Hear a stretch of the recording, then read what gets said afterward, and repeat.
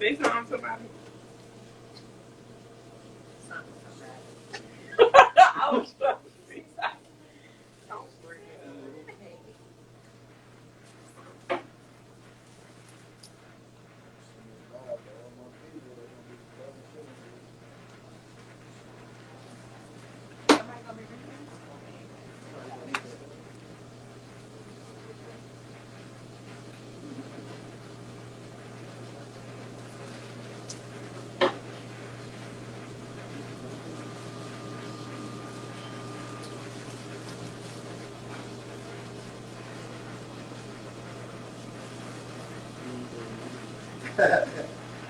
Yeah, it's a blessing.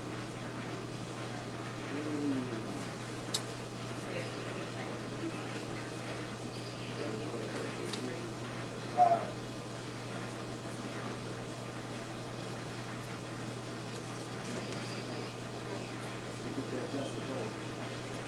Let's go, Lord.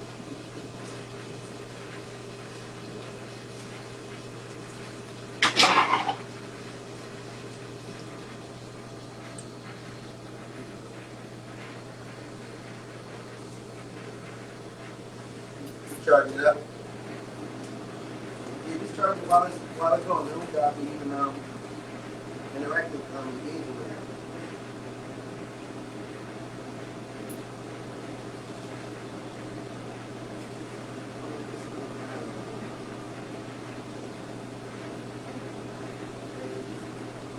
Man had some good questions and comments and topics, perspectives. I mean, Mama's had some good topics, questions, perspectives. And it was let's go. Why is it What is red?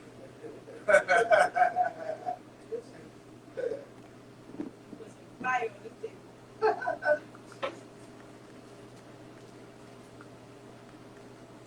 First of all, I didn't mean to be back. One of the my stylist, she was like, "Hey, you know Sheree, right?" I said, "Yeah." She's like, "Her husband goes live every Wednesday." I'm like, "Okay, what did we talk about?" She's like, "Married or relationship stuff. I think we should go on there." So I said, "Why she do that?" And then when Sheree tagged me in, I was like, "Oh yeah, and Lord." I was already ready. Oh, was you? Ready to hop in. Yeah. Oh, you talking about this? Yeah, I'm always ready. What I mean? About the size of the aspects of life, you know what I mean? See, I'm a barber, so we always have a dialogue, conversation and all that. That's why I have so much respect for them. Definitely a therapist about the fuck. So like after we did ours, I played it in the salon, like on YouTube, on the TV. They were like, "He wrong." They were going in on you because that's right. Well, I did like, oh my gosh, they were didn't let women were ready to tear you up. They were ready to talk about something. Become partners and just have roommates. It's like a roommate. What? They were going in on you. Yeah. They were ready to tear you pieces. That let me know if it was something right. Through the TV. Everything nowadays is upside down. So if it was like, he breaks y'all, yes. I'm like, damn, I ain't no type of, you know what I mean? I played it in on the Damn. Let me know I'm on it. Damn. But on this last week, you couldn't pop up. No, I think that was the week before last. Was it last week or the week before last? What? When I was there, yeah. That was the week before that. I Not last week. Okay.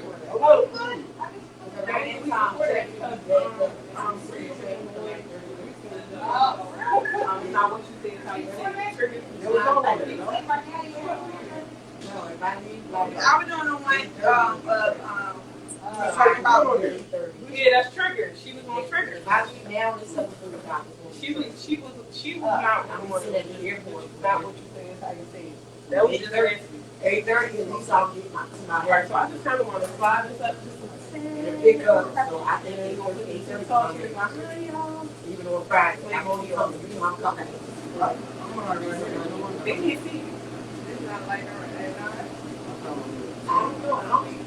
You know, I feel like The roof road is so hard.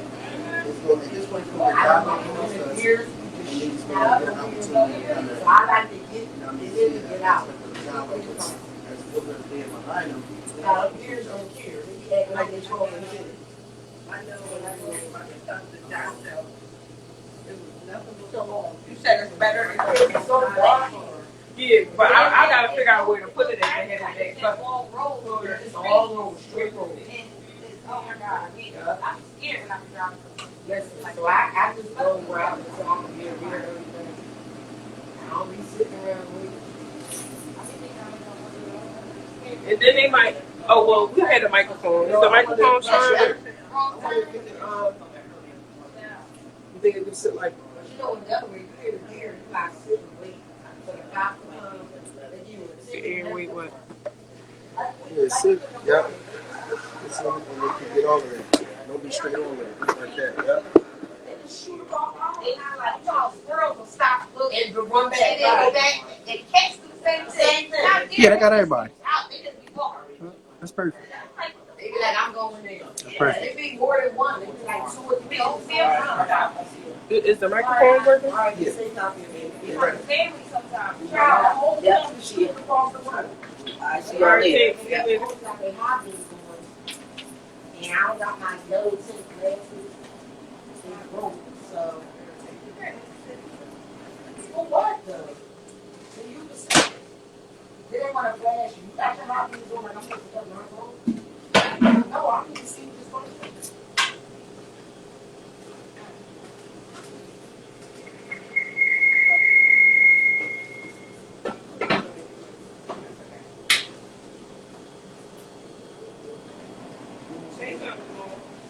Yep.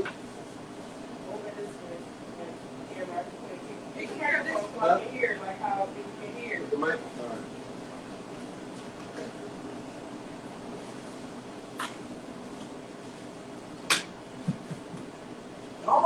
Test. So she's selling secrets. The Davis's and friends. Why she on here? Podcast today. You get on here. I need to be over here. Yeah, right? Okay. The Davis and Friends podcast. This is episode 5,000. 5,000. Episode 38. All right. Cool. So today we're going to have a discussion as always about relationship topics, marriage topics, being single topics, dating topics. And we have our guest here, our panelists. And we have some very, very interesting topics to speak on today. And not only are interesting topics, but we have some very interesting perspectives. So I'm looking forward to us going in. We're just waiting for our co-hosts, and we're going to get it rocking. Other than that, how about we start off with a brief introduction to who we have on the panel? And we try to go from there.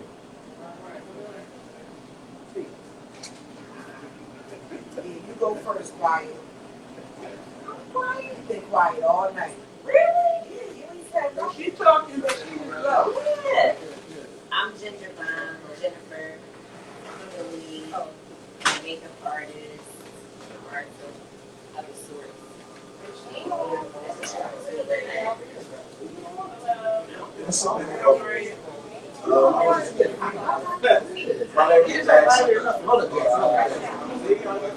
My name is Jennifer. There you go. So talk like a man all night. You talk into the mic. Fine. Wait, no, it's a big one. All right. Can you hear me again? Good. My name is Jennifer.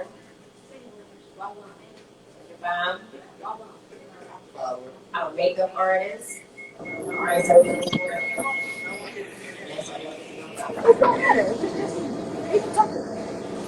well, let me get that.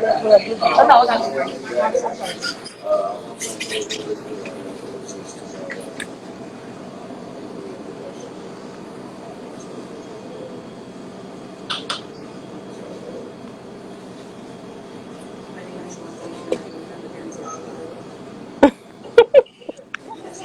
So, wow, no. My name is Tuesday. So, Yes.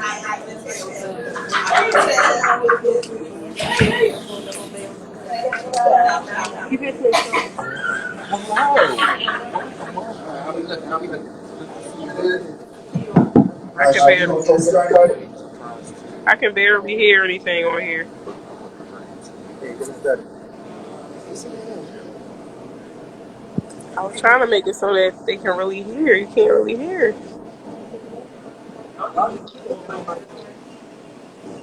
Huh? No, they can't hear from that.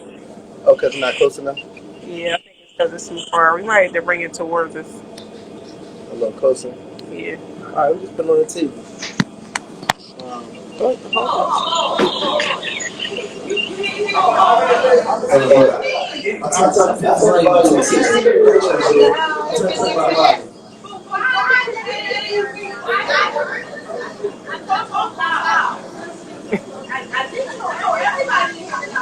Oh, sorry, y'all. Might make some noise.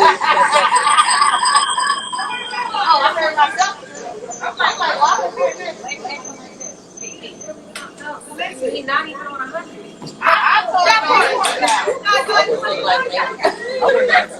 Put your stuff on you.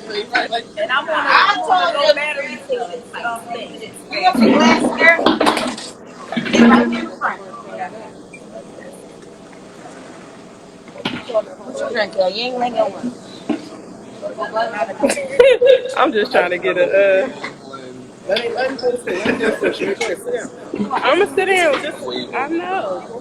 You gonna watch? You gonna hold it? No, he can. I was just gonna sit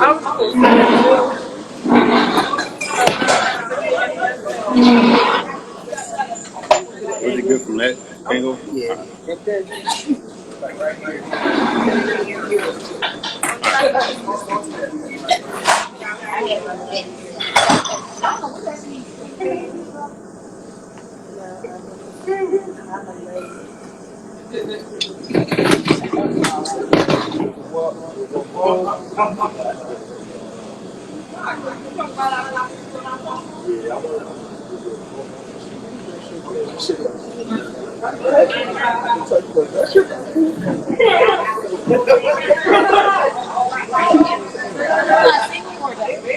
I start with a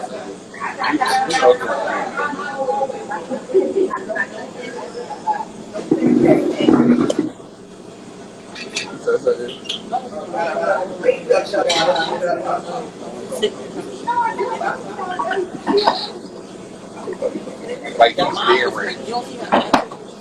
That's what I'm saying. Like you've been on video for a week. So you just been out here doing whatever.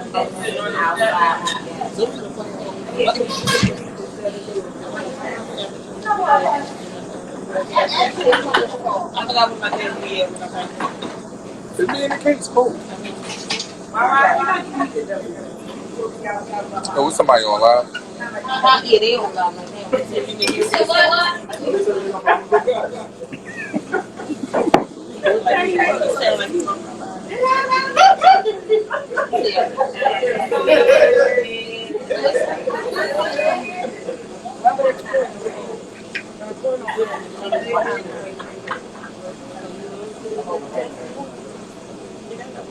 Did he move on?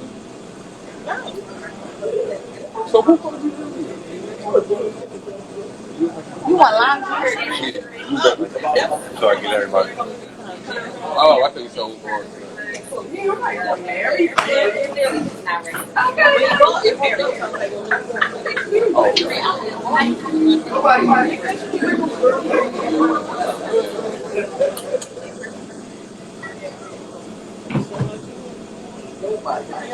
Did you go out yesterday? All right, so Sheree. Okay. Oh, yeah. I didn't hear this another time.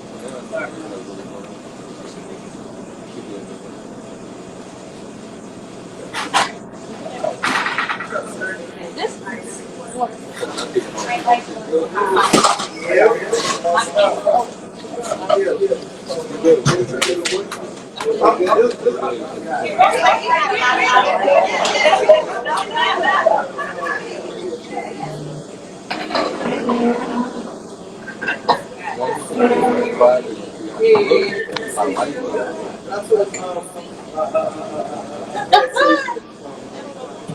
Yeah, who a ride? My son needed a ride. You put a Pepsi on our tab. I should drink ginger ale on the camera. I should drink Pepsi.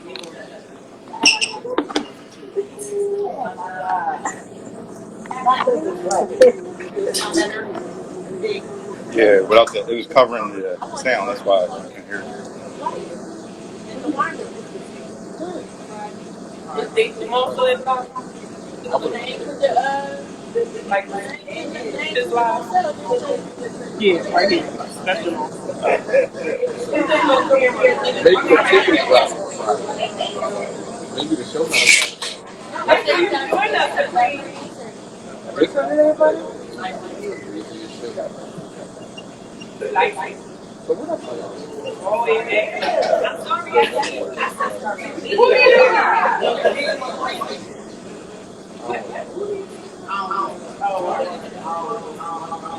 If y'all move over towards that way, everybody in. I seen the video. I would have remembered that. That I would have preferred because I could just click the file.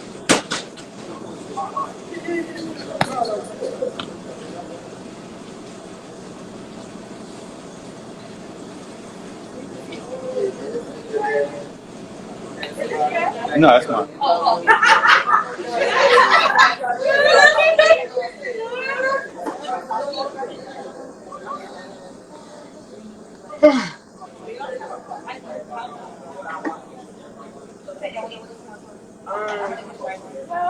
I have in September. Well, August. Is you ready or not? I'm not. Just now. I am on. It ain't right. Email me. Just wanted a copy of my license here. Use lights go up a little bit. The lights. Go off. Like Like, brighter. I ain't never wanted to go through all of this shit It's not what I'm doing. before. I told her to get insurance and everything. Right? Yeah. What about the now? How big is it? What is it? What about that? Oh, you should have put it. These is I think seven.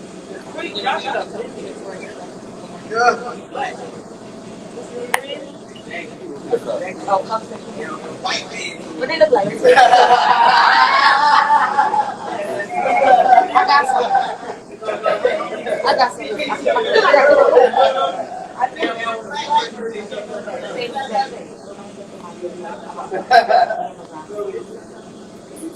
Because I didn't order clothes. You know what I mean? You want to say yes. The white man said, Yep, same one. I got you. Same got everything, honey. Then Phil said, Alright, so you got the cup. I got you. Philip said, no, you So I can get this dry out twice, so you got that too. Or can I give you money to get it? I'm thinking about time because I know two places that sell it. I'm all on Friday. One place goes at 2. Another place at 5.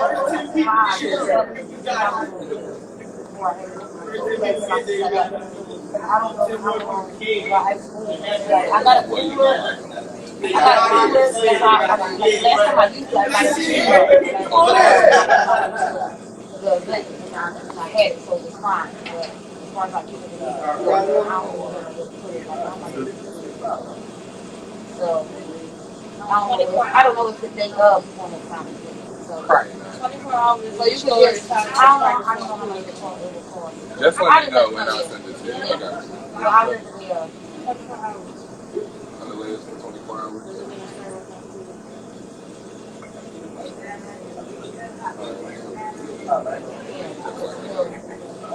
I told you my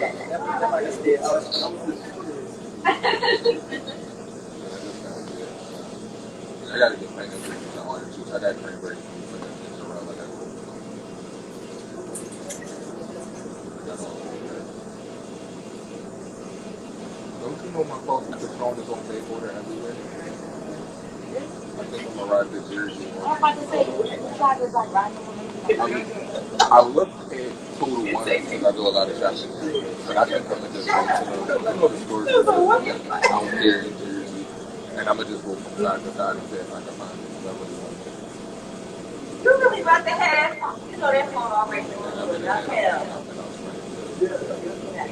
out, and out. Like Owen and Tennis. Respect, I can't. Lucky he ain't sitting there like this.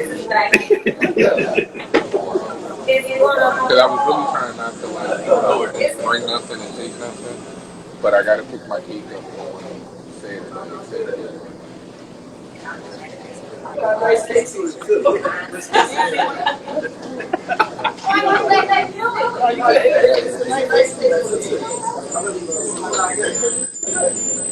Where did you go? I'm gonna take this out though, because I really want the curl. I don't want the twist. You have the phone down there? Yeah, like, Hello? No, whatever is down there is what's picking up the sound. Speaking. Oh, are y'all live over here? Hey, how are you? no, the phone is over here. Oh, yeah. I'm good. Yes, everything's going well. Yeah, it's picking up that conversation. Yeah. Oh, yeah. Just muted. That's it? Yeah.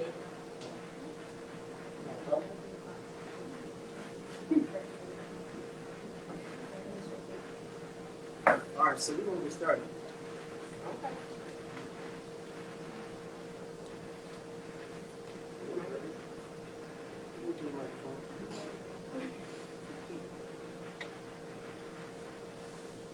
All right, testing. All right, we're back.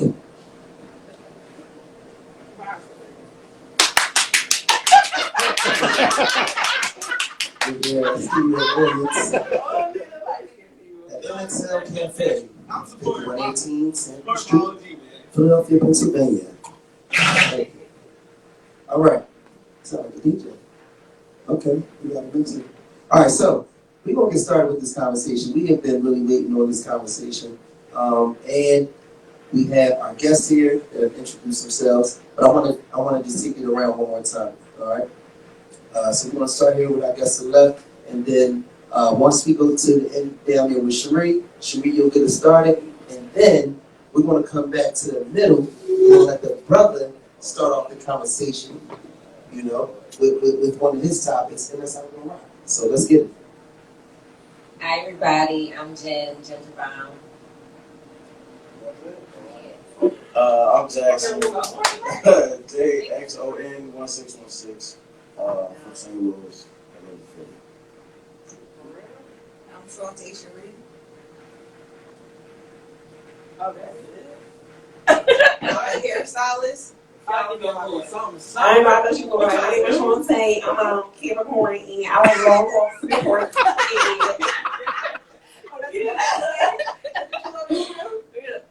Y'all know. Hey, hey, y'all. Oh. All right. If anybody's new to the live, my name is Cherie. That's Jamal. And we've been married for 12 years. And it's been a struggle. If anybody don't know. No, Peaches and Cream, right? Peaches and Cream. Anywho, the pandemic happened to us, and here we are today. We started this live probably actually maybe almost a year ago. Going on a year, actually. And we just talk about life stuff. It's not just relationships, it's life stuff. Okay? Just because we're married doesn't mean we don't know about life. So today is just a live in person, it's just an open discussion. And we had some great panelists here today. So yeah. All right, let's get it popping. We're going to bring it right to the middle to Jax, and we're going to start this conversation off because we need some masculine energy up in here. You know what I mean? Yeah, don't get offended. We need some masculine energy up in here. That's gonna set it straight, hold it down. So all the way from St. Louis, Jackson, let's put it down. Audience, can I get a little applause?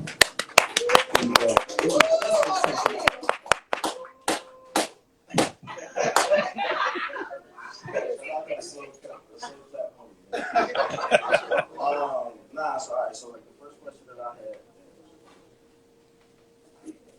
had. Alright, so the first topic that I had, right, was basically just kind of talking about standards, like a lot of the pods that you listen to, watch, or whatever.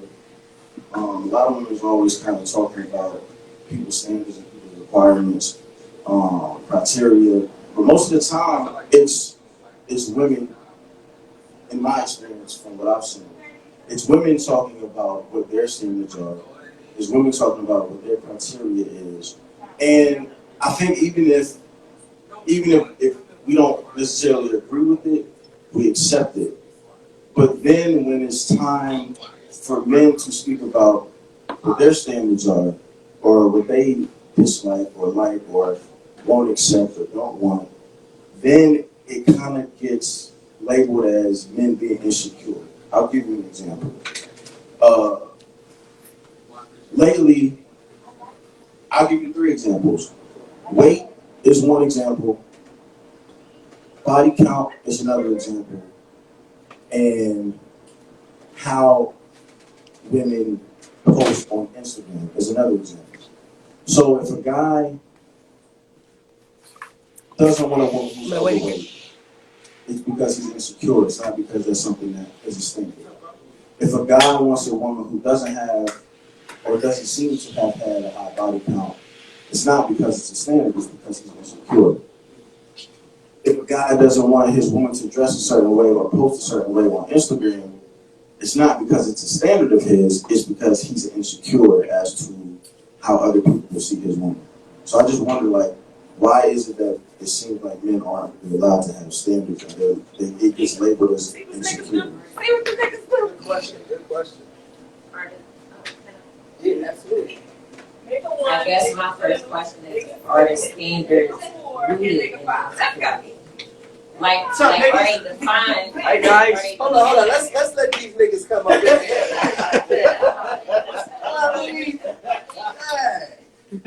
What's up? What's up, man? What up? It's good. You all right?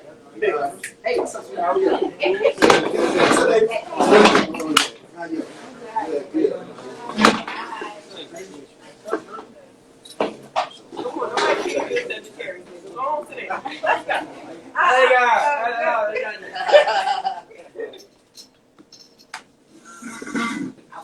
And are the standards rooted from an insecure place? Like,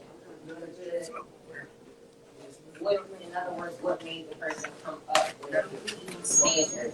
Is it something from like they reacted from like an experience they had? And it's like, I'm not doing this, or is it like is it a moral type group that it's coming from? Like, who created the standard? I think the mere fact that you answering a question with a question and labeling it where did the insecurity root from, like that's like the issue. Like that would be my issue with it. Because if you told me something that's like, yo, I need you to have this, and this, I'm not gonna accept if you do this, and this, if you're gonna be with me. Right? I wouldn't kind of battle you on that. I would respect what it is that you would need somebody who's gonna be with you. I would just have to respect that and I would accept it. Because again, from a male perspective, if I challenge what you wanted, if I challenge what your standards or your requirements are, you're probably gonna also then call me insecure because of that. So I'm gonna just accept what you want and I'm gonna respect that. So my question is like, why can't I receive that same respect? Why can't you not you specifically, but why can't you accept what it is that I want, what it is that I'm looking for, without calling it or labeling it something else that it is? So everybody doesn't always label everything as insecure, but I'm a root person. I think there's layers under layers after layers. It's not wrong for one to have standards, ever. But I always believe it's a reason why people have specific ones. Give me an example. What's a standard that you have that's rooted from something? Respect. And what is that root? Being alive. Like, I respect people. I expect it in return. Like, you know, and that's another thing people struggle over with your expectations thing. Like, expectations, you get all the time. Sorry. My bad, guys. You know, so it's just, it's a general way that I believe people should just treat each other. That being respect first. And that's lost in everything that we do. Like, we're so detached. And I feel like that plays a huge part into how people define their standards. It's not really sometimes until you come into a situation, you experience something that you create a standard. So it can go so many different ways. It's not wrong what you're saying at all. I'm not fighting it or, you know, fighting you or, So or your question with a question, but I'm just saying. What's your situation? No, I want to know what's your, like, what's your situation? Like, what's your situation? What you, you saying it, but I mean. What's my standards in regards to what? Yeah, like, In regards to what you just said, like, what makes you, you said we make you, it doesn't make you an insecure nigga if you have standards and, so I want, what's some of them, like, and then we can tell you. what some of my one of my standards is, and I'm like, this is a little facetious, but can you run a mile in under 10 minutes? Hell no. That's one of my standards. Why? Because I can. Can we run a mile in 10 minutes? He said, because you can't. Because he can. Because I can. Sure. Oh, so she got to be able to do that? Yeah, and that's my one standard. That's all I got. Yeah, okay. That's it. So I'm gonna say,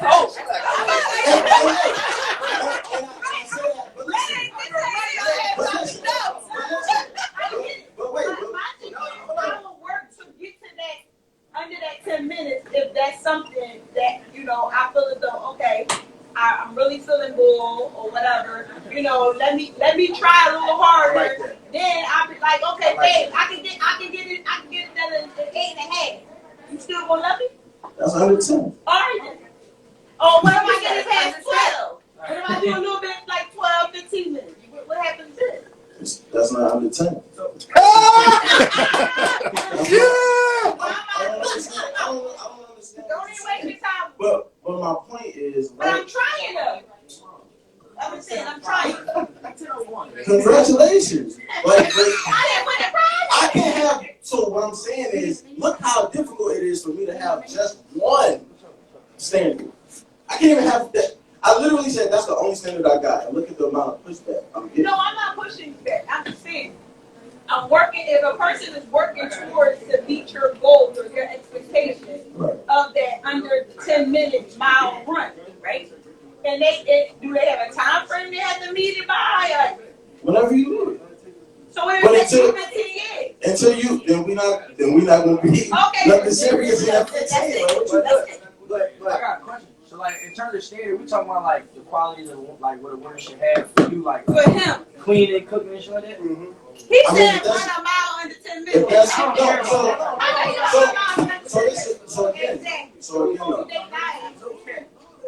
Like, no, but like, what do running a mile in 10 minutes got to do with anything? But that's a great question. That's a great question.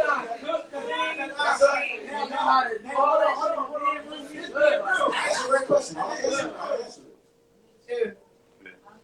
What? I'm like a dog, you feel me? Just looking at you, I'm gonna give you probably about like 30, somewhere in the 30 range, like early 30s, right? Yeah.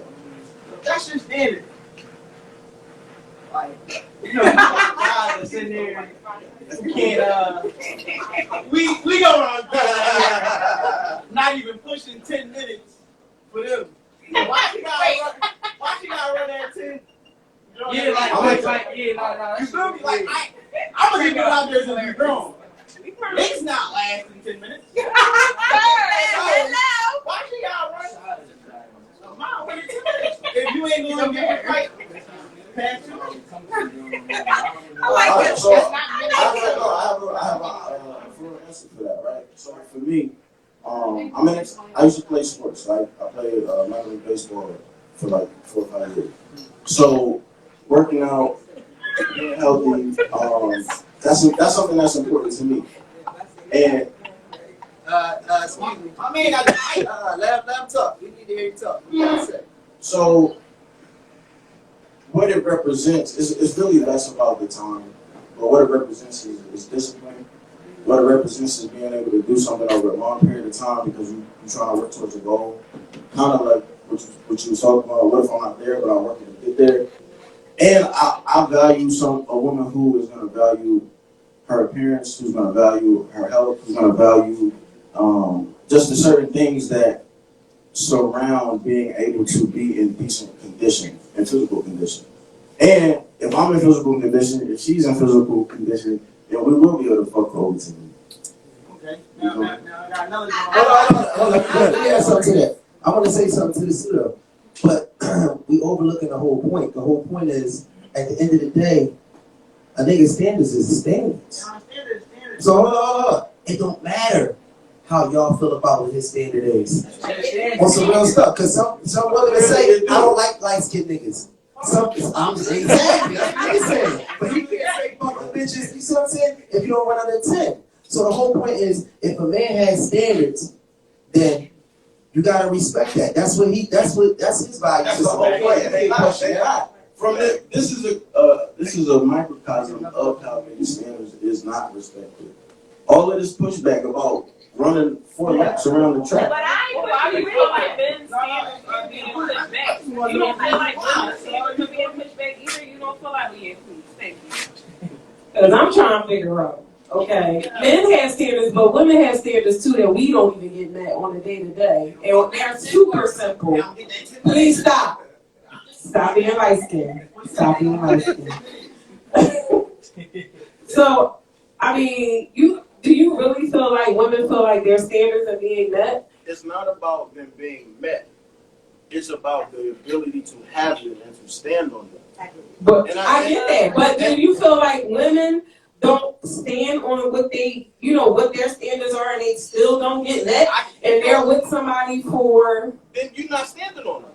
Wow. If it's a constant conversation, and the person is saying, "I'm trying, I'm working on it," Standing on something is like, yo, you map it out, you lay it out. This is what I need from you. It's up to you how long the duration of time is gonna be until you like, yo, you met it or you haven't met it. If you haven't met it, I'm out. You stood on it. So you need to tell me the person that you met. If the person is continually not meeting your standard, but you don't leave, you're not standing on it. You're not standing on it. He basically said, I said, women don't respect men and their standards, but they try to respect our standards. But what if we need you to hold it back for longer than 10 minutes and you're not able to do that? If we're going to put you in 100 positions in 10 minutes.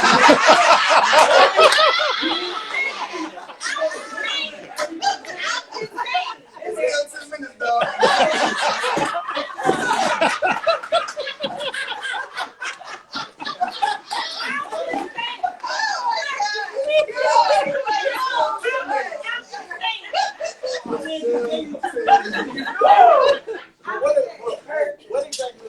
What exactly are you saying if you're saying that, yo, this is my standard, but whenever you don't meet it, I'm still here?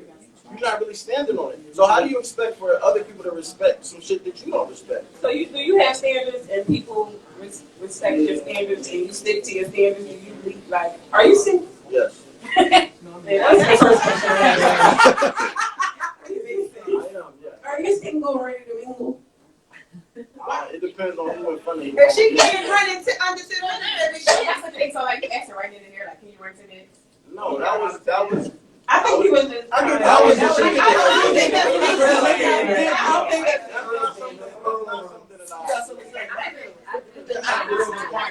I think that's He was big. I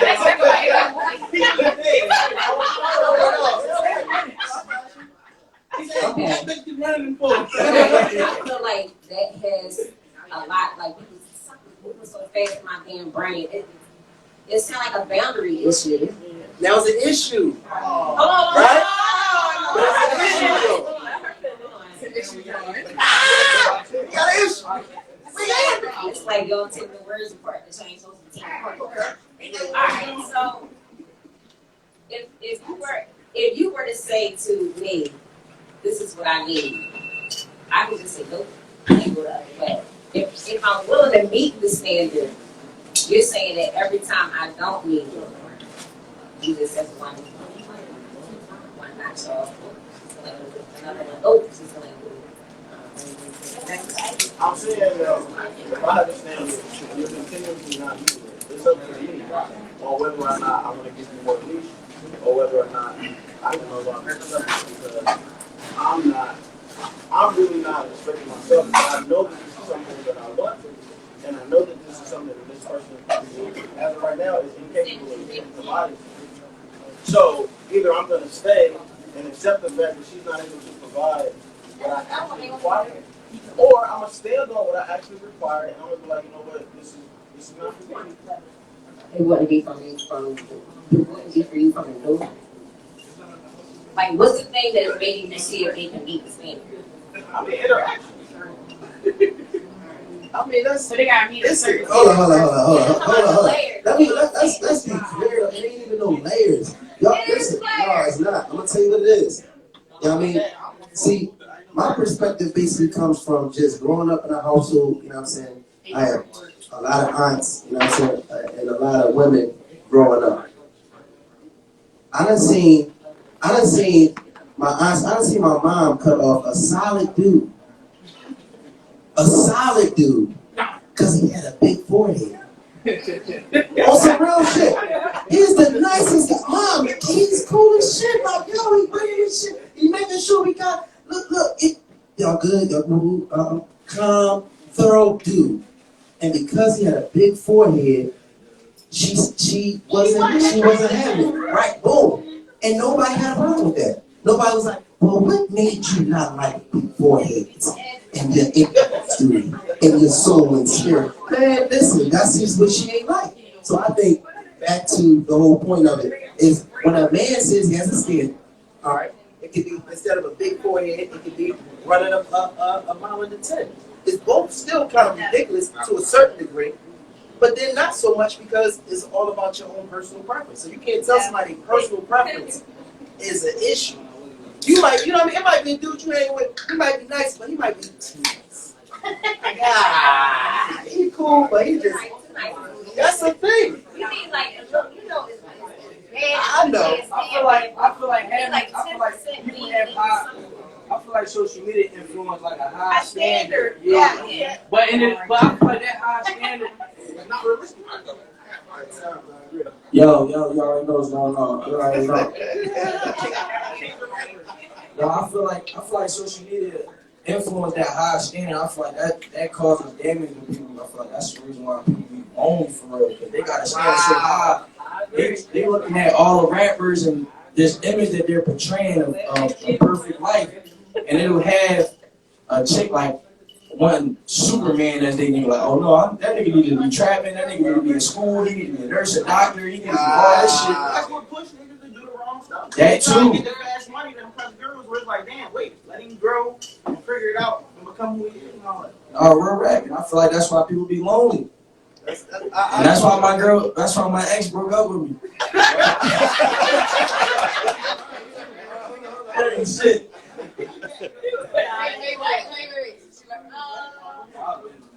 I'm about to say, I gotta do a pride too. Like, people pride me in the way a lot. Like, you gotta accept people's flaws, like, at the end of the day. So, I accept what Cole Bunker is, she accept what Cole B. I'm willing to work with her and make her a better person, and she making me a better person at the end of the day. So, I don't got no problem with it. And the reality of it is, everybody's standards is going to change based on who's in front of you. Because you'll have one set of standards, but it might be that dude that really, you know, he just handle you a certain type of way. You be like, no, I fuck with that nigga. Fuck that old, he got big forehead shit. You know what I mean? I give him a hat. You know what I'm saying? You will get that nigga a hat. Yeah. He knock your box off. You know what I mean? Woo! Let me get him a headband. You know what I'm saying? So we can for all that goes out the window when it's somebody you like. I feel like rules is set up so you can have an option to tell a motherfucker no. But it don't really, like, so we have different rules or whatever, but that's just if we want to apply it to certain people. But if the right person come in, then they don't apply to you. You cool, come on, come in through the back, bro. You know what I mean? Like they get the slide past the VIP section. Boom, straight like that. I do have one last question. Yeah, we switch it up. Let me see what you got. I mean, just in regards to this, like, what is one thing that a man is cool with him not accepting? What's just give me one. What you mean? Like, If it don't count, if it's not something you want to do, so what I'm saying is like, a lot of things that get pushed back though is like even he said like you can explain it and shit like that, right? A lot of women are working, a lot of women are earning bags and shit like that, and they may not have the time or the energy to be like the traditional, you know what I'm saying, like stay at home mom or wife or what have you. So like that could be like a standard that a guy wants. Like, I want my woman to be at home, or something that you said earlier, like I don't want my woman to make work. Or again, weight is a big thing. I don't want my woman to be over a certain size. Like, you know what I'm saying? Like, so, but these are things, if men say them, they kind of get looked at a little bit crazy because it's like, damn, bro, like, you super insensitive. Like, why you saying that shit? Like, what do you think you are? Like, you know what I'm saying? So my question is, what's one thing that a man is pretty much allowed to not like? What's something that a man is allowed to not accept? Because we living in a time where it's like, it feels like men. You can't say nothing because the one thing that women can't accept is a broke ass nigga. Like, That's not true. That's not true. How many women agree? That's not true. Give me a broke nigga any day. I don't know how to make This is my thing. social media. Yeah, got my all that stuff. So what you're saying about what is one thing, I honestly feel like everybody's problem is all of these expectations and things that we want, and we plant these seeds in our heads, and a lot of people out here are single because of it. And the reason why I say that is because, I bring myself back to how I met my husband. I had so many standards for myself. They can't have no kids. They gotta be 6 feet tall. They gotta be light skinned. That was my preference for the man that I was looking for my future. And if you look at this man,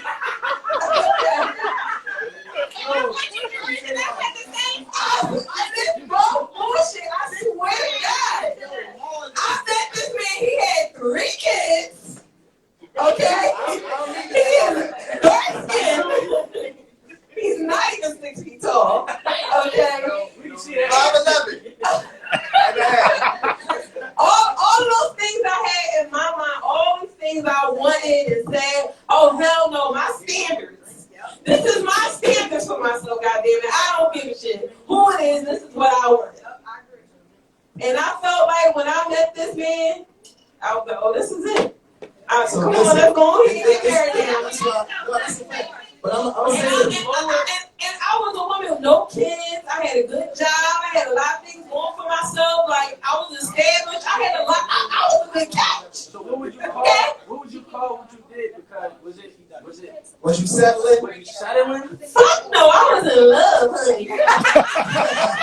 So what advice would you give? Wow, that's a good question. Fuck them standards. If love is love, Wow. love is standards. If that bitch is ugly and you love her, hey. If he got a big forehead, hey. Guess what? I'm telling you, you know when you know. Like, it does not matter. If somebody could be fresh out of jail, and you like, oh, yes, he's a bum. I don't even care. I love him. I love him. Okay? People do it every single day.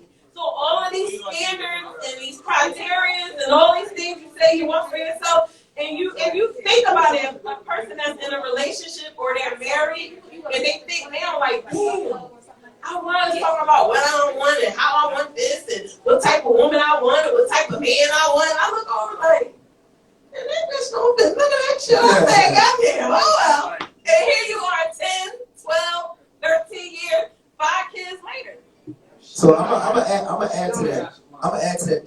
So the thing is, the interesting part about that too is, the interesting part about that too is, the interesting part about that is, at the end of the day, it's like, I was saying that earlier. You know, we all have, and you know what's interesting? I don't even know if we are basing what our standard is off of what we truly need. I'm about to say because sometimes we base our standards off of like the conversation we have with our friends, the conversation, you know what I mean, what we see on social media, and the like the social standards. So again, like you were saying, it might be a joint that might be really good to you, you know what I mean? And you like, damn, she a little bigger than, you know what I'm saying, all of the chicks that I say that I had, or to my standard, what niggas know I really be wrestling. You know what I'm saying? I rock with this type of joint for real, but this joint, like, I really fuck with, like, I really feel at home, you know, but she don't fit this physical standard. So sometimes we doing ourselves an injustice, you know what I mean, by not being sure how we feel. I'm gonna go back to what you said though. I feel like our standards are developed by it's a layer to it. Like I truly agree with her. Like you build standards up like that. Hold on, let me get everybody's attention. Go ahead, guys. I'm already I tried the ugly niggas, I tried the rich niggas, I tried the broke niggas, I tried, you know, the big niggas, the small, medium, I tried the 2 minute league, I tried them all. And at the end of the day, I still developed my standards. I'm just saying, I didn't try it all. I didn't try everything out of my standard, and so at the end of the day, even though I had a standard, when I met my husband, and it's going on 20 years, he was nothing of the standards that I had. But because I had all those underlying experiences, like she said, that developed my overall standard, it didn't even apply. So at the end of the day, you do develop things in your mind that tell you what you don't like, what you like, you know, down to the food you eat. So it's a reason why you start developing standards instead of just living and just enjoying and just experiencing. You like when you put standards on things or expectation on things, you're not able to grow and experience everything. So I can say, oh, you ever had a small dick nigga? Yes, I have one. Have you? I'm just saying.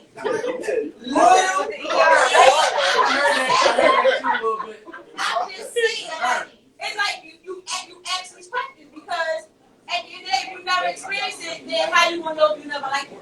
Some people have these small men out here, and they working with it, even though they might not even like it, but they working with it because of the way they treat them, the things they're doing for them. So you can't say you got a standard of, oh, my homie, my boyfriend gotta have all this money to buy me this and buy me that. No, like, and then you get the broke one, he's gonna spend his last dime on you, showering you with his $2.50. You will never know. And it will still feel, it's gonna feel the same but different. So having standards to me is bogus. Have y'all ever Drop mic. Have y'all ever She told me about the motion in the ocean. I don't know what I'm saying. And she didn't give that 5 minutes. She was cool with it too. Have y'all ever been with somebody? Have you ever been with somebody? And I'm not trying to break up none of your beautiful marriages. But like, do y'all ever consider like how that make them feel? Because from what I heard, and maybe this is an immature stance, but I've been in a relationship where I knew that I wasn't that person's like first choice, and you can feel that energy, right? Like you can feel the energy, and when I say first choice, I don't mean like first choice meaning like, oh, like I had 2 people to pick from, and I chose this person, but they ain't want it, so now I chose you. I meant like how y'all were just saying, like I had all of these preferences and all of these standards, but the person that I ended up with didn't meet none of that shit. Yeah, that's why But what I'm saying is, and like I said, this might be an immature stance, but there's an energy that as a guy, you can feel that. You can feel when you're like, I've never talked to this type of person guy. You can feel the energy of like, well, I normally would never talk to somebody like you, but I've tried all of the other niggas and none of them niggas work, so fuck it. Like, let's give it a shot. Like, it's an energy that comes with it. Man, bro. Hold up. That's a great question. So we do have a response to that. All right, you had a response or something? All right, let's go ahead and then we're gonna go there. Hold it down, man. Yo, you really be hating on me.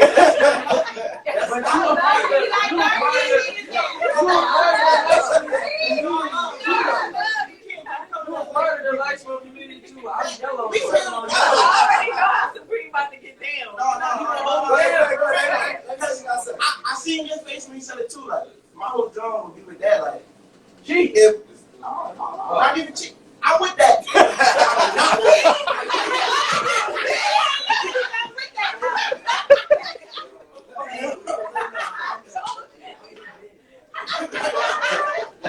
But look though, like I feel like if you put in a situation like that, I understand where you're coming from. There ain't nothing wrong with thinking that way. But also like I feel like as people sometimes we get caught up in thinking negative. Like we get so caught up in the bad about everything, right?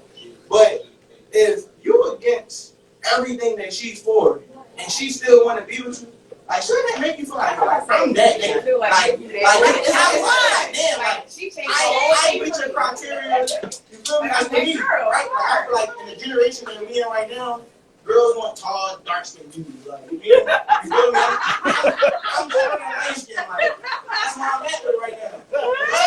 He said right now. Like this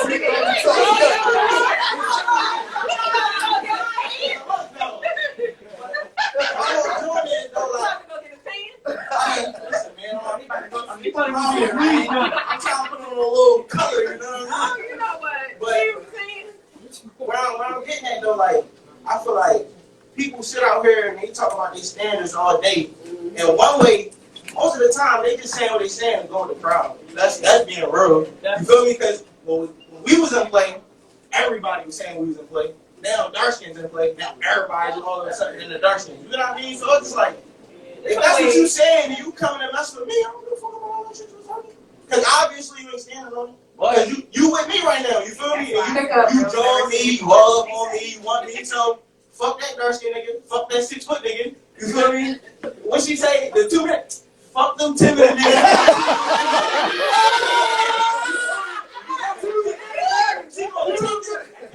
If you got 2 minutes, bro, you better give it the greatest 2 minutes. She gonna get 20 positions, yo, every second.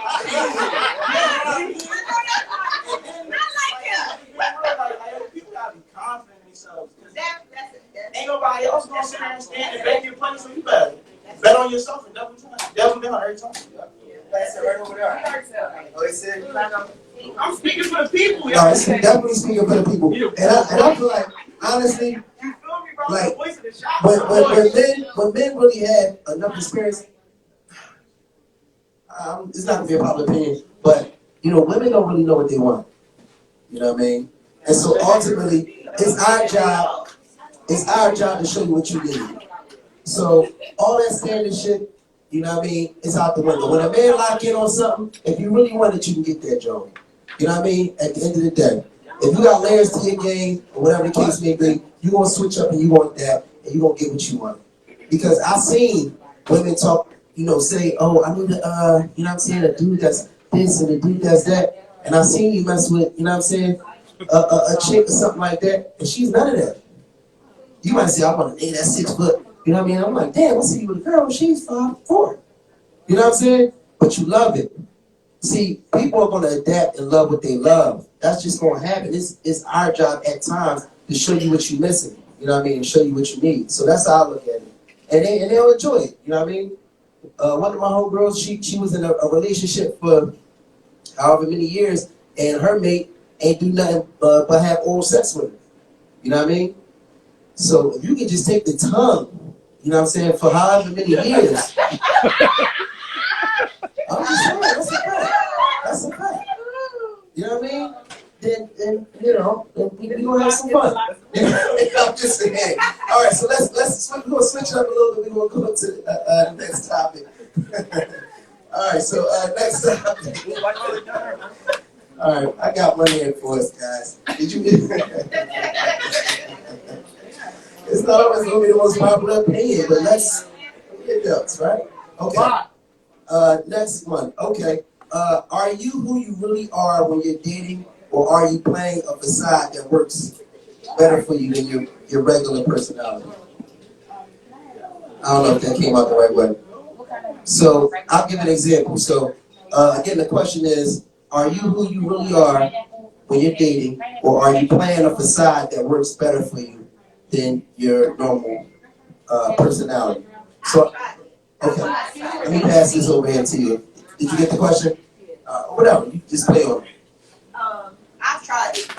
I tried to be something different because of what the person I was dating presented, and I found like it was uncomfortable for me, like. But when you dating, you put on whatever it is that you feel as though will probably land you the relationship at the time. Like, I mean, I feel like one leg. I'm dead ass. Like, huh?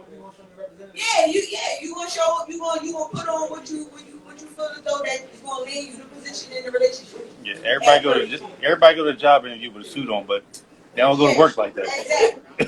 Like you said, everybody go to job with a suit on, go to interview, but then they get the job and then they don't do the position. So like I feel like when you're dating, depending on my younger years of dating, I've done it because I was still trying to figure out what type of guy I really wanted at the time. So I went on a date with the possibility, proper, preppy guys, blue collars, and you gotta talk, using big words and terms.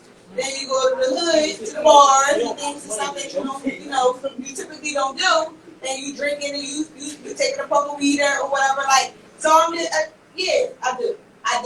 Let me say that, I did. But when you start dating and then you come to the realization that you gotta be you because that's what's gonna make you comfortable, and you want the person to love you for who you are. Then all that stuff go out the window. Like as you mature. Like I said, in my earlier times of dating, yes, I did. I tried to act bougie. I tried to act ghetto. I tried to act, whatever, like drug, whatever it took to get me to date and continue to date that person. Because if that's what they enjoy, especially if I saw that that's a personality they enjoy, I kept it up. And so I was like, you know what, I just can't. Because it's not me. You know what I'm saying? So after a while, you put it in. You just learn to love with yourself and, just be you and get it. Can I ask you a question too? I think a lot of people are struggling to get to that who they are part. And I think it's because of the societal view of a lot of things. They don't really understand and it kind of feeds back into the standard thing, but really you're looking to solve parts of like yourself. And you're looking for somebody outside of you to match it so it can look realistic. But really it's a job that you gotta do on the inside. And that's like one of the deepest parts. I went on a date with somebody and I had on I dressed how I wanted to dress because I felt good that day and that's what I wanted to put on. We only went to the movies. I ain't know where he was going. He said, we can go anywhere. Okay, well, I'm going to dress like I feel like it. We went to the movies. He said, why you dress like that? But I was comfortable with her. I had a skirt, hair short, leather jacket. I was cute. That's how I felt that day. It was a long skirt. Mind your business. Right? It was, you know what? Don't get me. So, what I'm saying is, if I'm just coming on the date with you to enjoy my time. You saying, come, I'm gonna surprise you where we go. Okay, great. I want to look as happy as I feel we're about to go out. As soon as I see you, well, why you got that on? Huh? Fact that nigga took you to the movies. That was the wrong motherfucker. No, he wasn't. Well, let's just say it.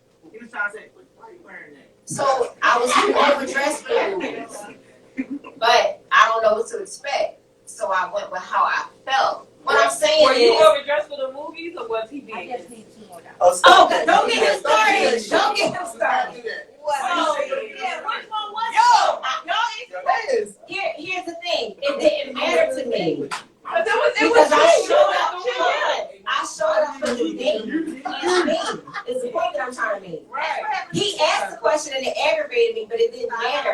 5 minutes when I was slapping the head. But you know what? It didn't bother me because I wasn't. So what I'm saying is, show up how you are. Like every single day, you learning something different about yourself. You gotta really be able to embrace that. Show up as you. Because a lot of times when you're in relationships or you dating people, you might date somebody that might not meet your friends' standard. You're not even thinking about what you want. You're thinking about what your 5 friends might say. And you just going to put them all to the side because of what they think, not what they know, not the conversations that you're having with whoever you're dating. But Okay, real quick. As a man, and I can be speaking for myself, I want to show up as who I think you want me to be until I hit. That's the real me after that. I'm just saying, though, let's be honest. Crazy. This is regular. No, but I mean, but that's the reality of it a lot of times, because they call that you get sober after you know what I mean, you climax as a man. You like, yo, where am I going and where am I and why am I here? No more. Like it's just the fact that you thought it was there before you got there. Then when you got there, it's like it's not you, it's me. It's not you. It's me.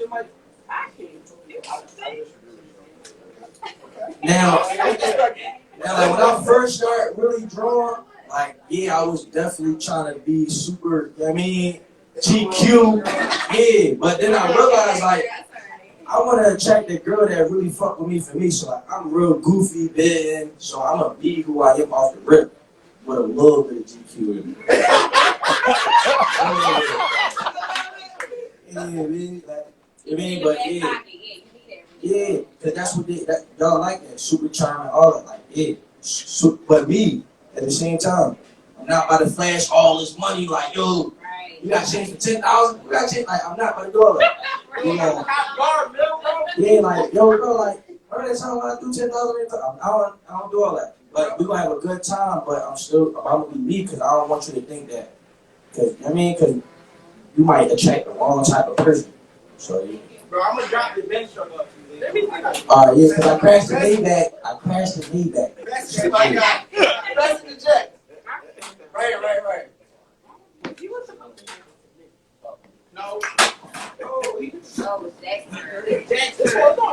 This your show. No, guess, bro. I was just gonna say, I was gonna say He two said things. he disagree with it. I want to hear that. That's my second point. But my first point is like, cause I can feel the vibe. Like I'm like the villain of this shit, right? So I'm gonna lean into it. But like, I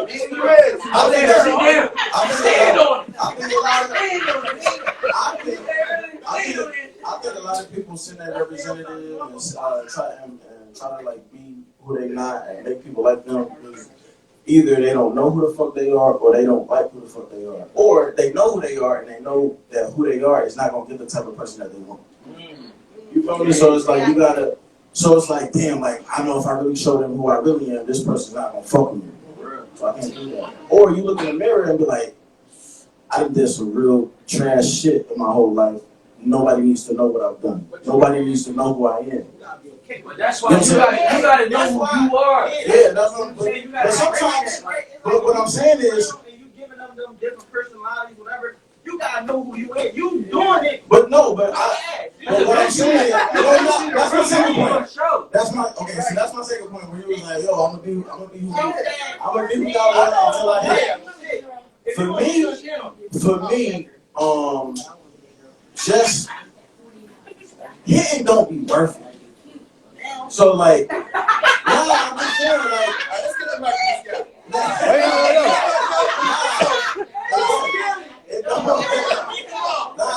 For me, right? So you're telling me I'm about to tell you. I'm about to tell you. Get to that point. I'm about to tell you. Don't do that. We gotta talk. Don't do that. And come on. I'm about to tell you though. Like, is right here. So for me, but sorry,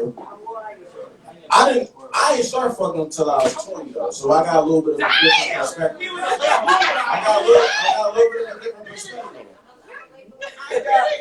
You know what I mean? I got to a point where like you start to understand, and this goes into knowing who you are too. Like a lot of pussy don't be worth what it take to get it. And like if you a nigga who either if you somebody who either got a whole lot of pussy, or if you somebody who like for me, if I started late, so I don't have the same, I don't look at sex the same way about it. My mom 58, my pop 61. I'm 38. At that time. Yeah, I'm saying. So I'm 38. I appreciate it.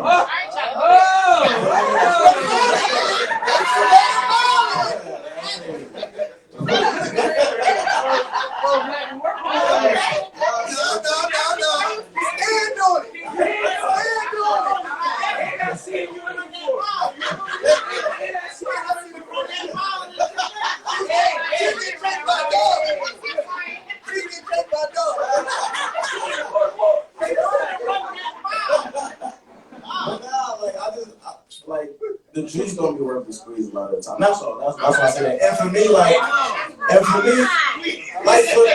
you know what? Nigga, that's the game of life. Stop that. That's the game of life. We gotta squeeze the juice. We gotta squeeze the fruit to get the juice. At the end of the day, we're gonna get to a point where we're gonna understand what really matters in life.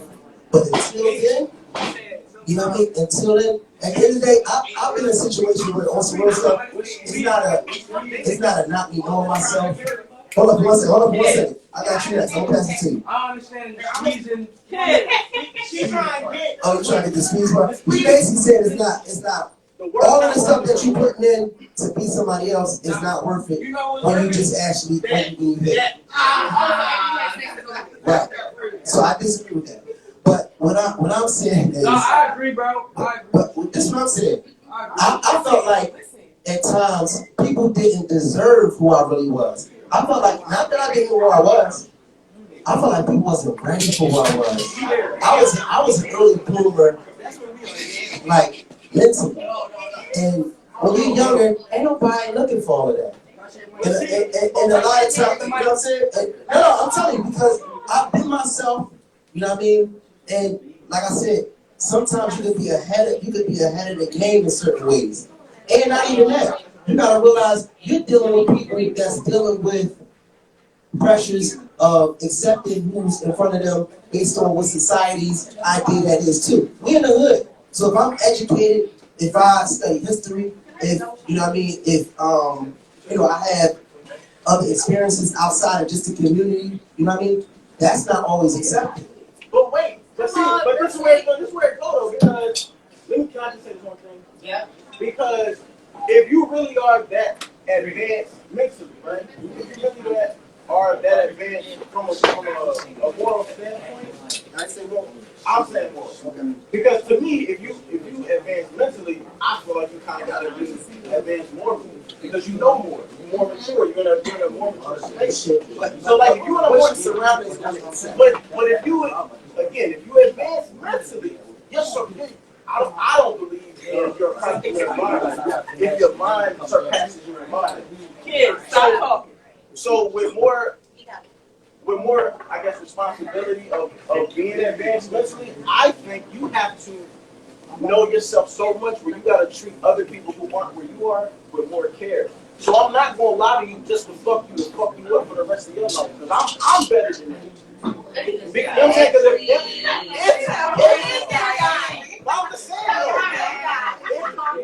Because this guy, he's so good psychologically that this is a double reverse. I'm sorry to interrupt the game, though. But as players, this is called a double reverse. This is where you appeal to the feminine side of women, even though you know what it really is. No, and I'm going to tell you why. Because at the end of the day, you're not going to go to China and speak English. I'm going to just put it like that. We're done. We're done with the conversation. If I go to China, I'm going to have to learn Mandarin. Bottom line. And in life, wherever we are, it doesn't mean that I don't know English. It doesn't mean I don't have an understanding of the English language or command of the English language. It means that I know how to adapt to the environments that I'm in. So each person that I'm dealing with is a different environment. And if I want to be in that space, I want to speak that language. You'll be a fool to think you're going to go to China and speak English and you won't be able to get a clear communication. That's just what it is. Somebody that probably knows more than you. I'm just saying. And if you're talking about something major, you gotta learn dialect first. It's a lot to that shit. I tried. You made me think of Karen B. See that movie? She was in the hood. She made all of them turn around. She had the whole hood help her. So she was like, she right, but she diverse, and that's right. She was advanced. So she can speak to the hood, and she can speak outside. She wasn't advanced, but she stood in who she was, and her standing in who she was made them kind of turn around and feel like it's okay for them to kind of cling to what she was showing. Because it was enlightenment. Huh? What? Oh. What's that? Yeah, that's what you do when you're trying to run a spelling. It wasn't about the spelling bee. You know that movie was Let's switch it up. All right, next topic. That was a great topic, by the way. All right. So the next topic is the question I have. Are men okay with with their spouse being the breadwinner of their household? And how does it make them feel? Less than man, insecure. But like, what's the emotions behind your spouse or your significant other providing for you in the household? So let me put it in perspective like this: if I go out and buy me a Maserati car, right? Because I can afford it as your wife. Do you feel some kind of way because I have them driving? I'm driving a Maserati car, and you can't go out and get your own money. How did that make you feel? I'm gonna pass this mic. That would be a I know you. I'm listening. We're gonna bring it here. I want to get a question. I keep getting. I need the microphone. I need that. How you feel about that? If your woman is making more than you, if your female is a breadwinner, do you feel insecure or do you feel uncomfortable about your woman being a breadwinner? Like, how do it make you feel? Like, what do you? How would it make you feel? Yeah, how would it make you feel?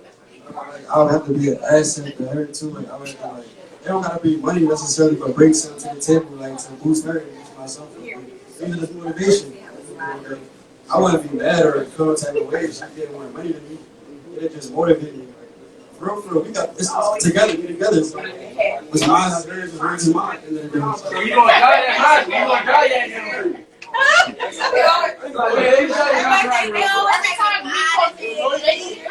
it comes to our shit, we can't. They it ain't the same. That's what I'm saying. Be real. It ain't the same. You know you gonna be mad about the car. It's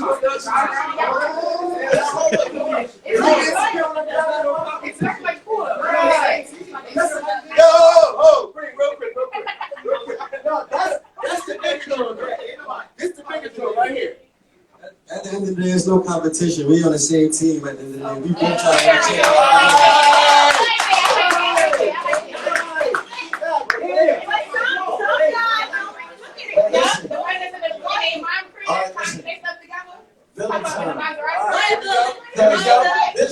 This whole conversation started off.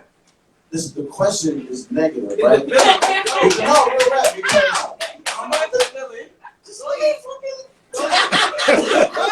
Because I'm not married, right? I'm not married. I'm not in a relationship, but I do think verbiage matters. Like words matters, right? So when you say somebody is the breadwinner, to me, automatically off the rip, y'all not on the same squad. Because that means your money. That means your money is your money and his money is his money. You know what I mean? Like you feel me? Like because and then you said, what if I go out and buy a Maserati because I can afford it?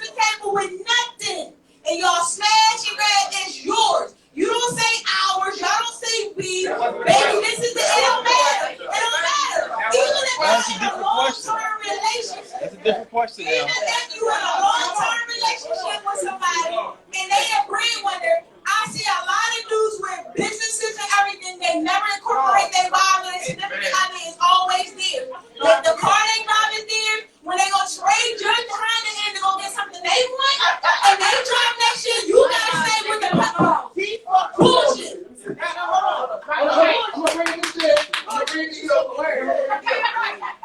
We stay with the pop like everything. Yeah, we don't want y'all to got big checks. I think the only trouble come in. I'm sorry. I think the only trouble is if y'all on bad terms without arguing and she belittle you. Hey, Listen. As the woman being the breadwinner, if y'all get in an argument or a debate or falling out, bad terms, you belittling him, based off your income is higher. How that's gonna work? That's what the problem is. That's the only problem I see in that shit. thank you. But other than that, So other than that, if the person is, if the woman in the household is the bread that's doing the most the provide, some nigga do. Guys feel insecure. gotta get the thought out. Guys feel insecure when a woman is in control. But hold on. See, no, And here, you went straight to the little one. Here. I didn't say little. I didn't say it. Nobody said that. Nobody said that. We said a car, Okay. that's it. But little one. Okay, all right, cool. Never say that. We got what you like you said. We got a response. Hold on. Let's listen to the brother. We listen to the system. Let's hear the response. this is crazy. Right. I really got a real, like, so, as a man, Okay. as I know, if I get a car, first thing she's saying is, when I'm gonna drive the car. She's going to drive the car, right? She's going to take them keys off that rack, like, hey, my mom. Right here. Take the car. You feel me? This, listen, we real familiar with this term because I use it all the time, right? Hold on. I don't know about the older guys, but as we younger guys, like, we don't be on that bullshit. Them old guys, like, take that little corny ass pop. No, come on. Drive this car. We got you. You feel me? But then, to the other joint, like, you talking about being a provider, the person, the breadwinner, If I'm the breadwinner as a man, I'm be literally because my lady. You holding me up. You making sure I'm straight. So it would be vice versa though. If you the bread, no, but look though, right? If a girl a breadwinner and you my lady, I got your back. We breadwinners. Same way as if I'm a breadwinner, guess what she walking around saying? We got money. We got money. You ain't doing shit. You laying down. You mobbing. We probably don't even got kids together. But my money, guess what? that's your money. That's your money. You feel me? So it should be the same way. If you got it, I got it. But I ain't hating on you though because we got it together. So like when you say belittle, y'all gotta get to the getting belittled. Like how did you get here? What did you do to get That's what I'm belittled? saying. Or what did she do to get the belittling situation?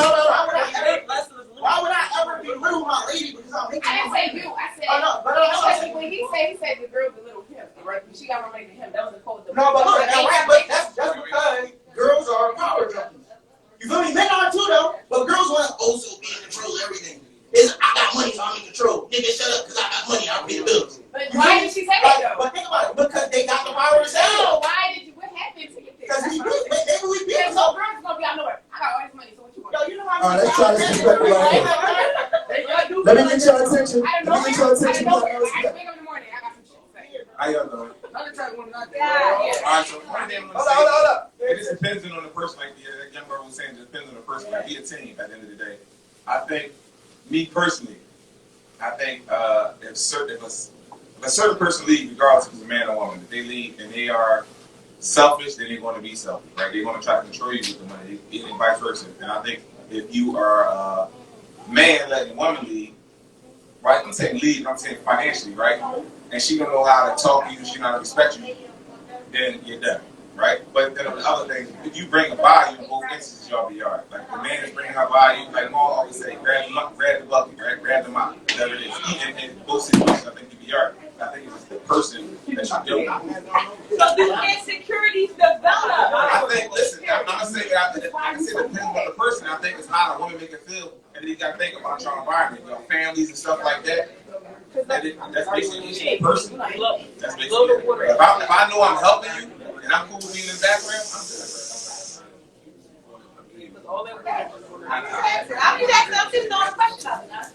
Yeah, so yeah, I definitely, so I get what you said with that, Scott. It depends on the person, you know what I mean, that's quote unquote the breadwinner.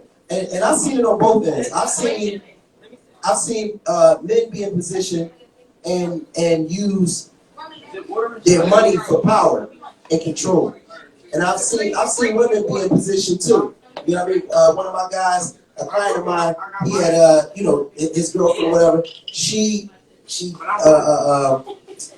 had like a settlement or whatever. You know what I mean? She had a settlement and she had a couple dollars. So, she was rolling.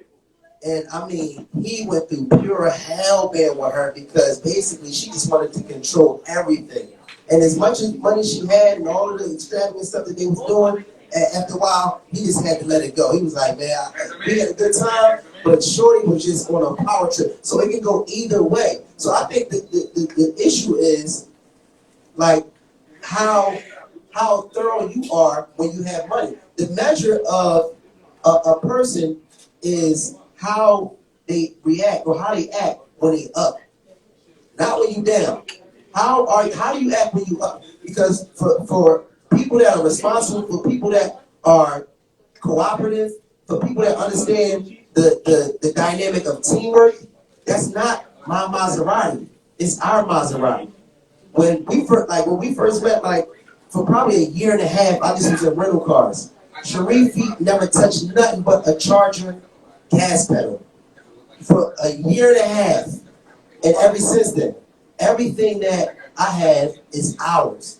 And not only that, I'm leaning towards making sure that my woman has the better side of things, making sure my kids have the better side of things, and I come last. But it's so thorough because as soon as I'm trying to do for them, she making sure I'm cool. She has the same dynamic. So if she got it, I know we got it.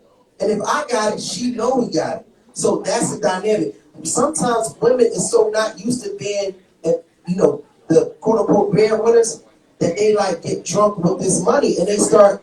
I've seen it. I've seen my dad.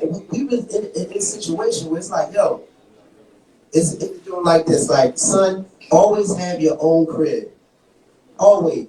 Don't ever be with a woman and with her in her crib. Because as soon as y'all go through an argument, she's going to kick your ass out. We ain't going to do that. I would never just kick a woman out of my house if we going through something. Shit, I would. I mean, depending on what it is. But for the most part. Get the fuck out. Do something. Oh, no. But for the most part. But I tell you, we have been in a situation where Shorty, you know what I mean? And I've seen it. I'm a barber, so I've seen the situation happen multiple times. You got to be careful as a man with, you know what I mean, with being in a position where you're not in control of your situation. Because emotionally, a female can go on an emotional trip outside of what she even is comfortable with. And she'll trip on you, and now you make you assed out. Guys have a little bit more integrity. We stay about a certain type of code that even if you did that, you're going to feel like that was a sucker move. You know what I mean? And sometimes that binds us to doing things on the upper side. So I think it depends on who's the person that's quote unquote in position. And I think that at the end of the day, like they were saying, we're a team. Like, what's the competition? Like, it's our minds. Right? I mean, stop acting like you ain't never had nothing. All right. We want to switch it up. Next question. We're going to put out there. This is one of the ones you have. Yep.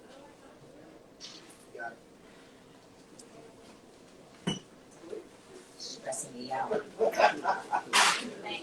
My question was, was it like a survey? Can we kill the what do you bring to the table question? I hate it. Can't kill it, because how you Hold on. I need to see it. What you bring to the table? Can we kill it? Nope. Yes, we can. She'll run back like Freddie every single time. We can kill the whole hour. Here's my thing. Say it one more time.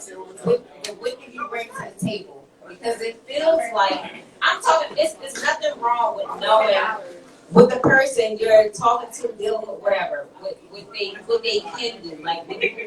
But it seems like the face of the question is more competitive. Like, I'm not trying to compete with you. Like, you trying to see what I got before you get to know me. What did you try to get to know me for? If you skip the, yeah, it does, and it's more competitive. I'm not trying to fight you. I'm trying to be with you. That's a harmonious thing, right? So then you interrupt the program because you talking about things. You can lose things in a day. I don't give a shit how much you have. The table can always turn over. You say that you can't get rid of what you can bring to the table, but once we together is ours. I'm to go. What I'm saying, they was like, no, we can't get rid of it. Why you just give me Wait.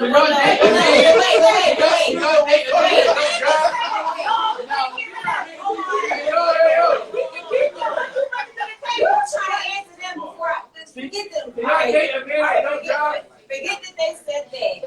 What I'm talking about is the basis of a human connection.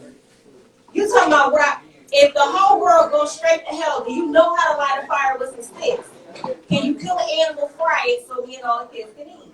No. Like, what are you doing? What are you saying? Just always laughing. We always laughing. So, because my thing is, because y'all mentioned something over here earlier about competing. It's too many, I'm single, but it's too many of my friends that I know are in relationships that are unhappy and feel like they're competing with their partner. Like, what are you still there for? Like, this ain't challenge one. It's, go ahead. That's a headache. Because what are you really working towards?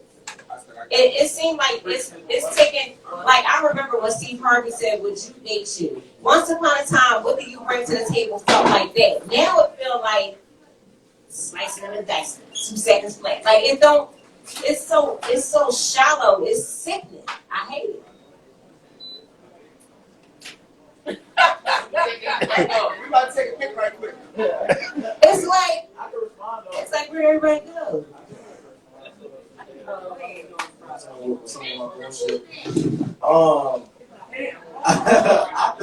don't think it can be killed though. I don't think that that mantra or whatever. I don't think it can be destroyed because, in my humble opinion, that's something that I think women kind of started.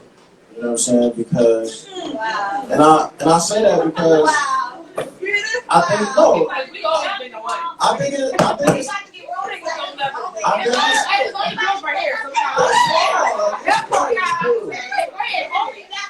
I think I do think it's something that women started, and I think now it's something that.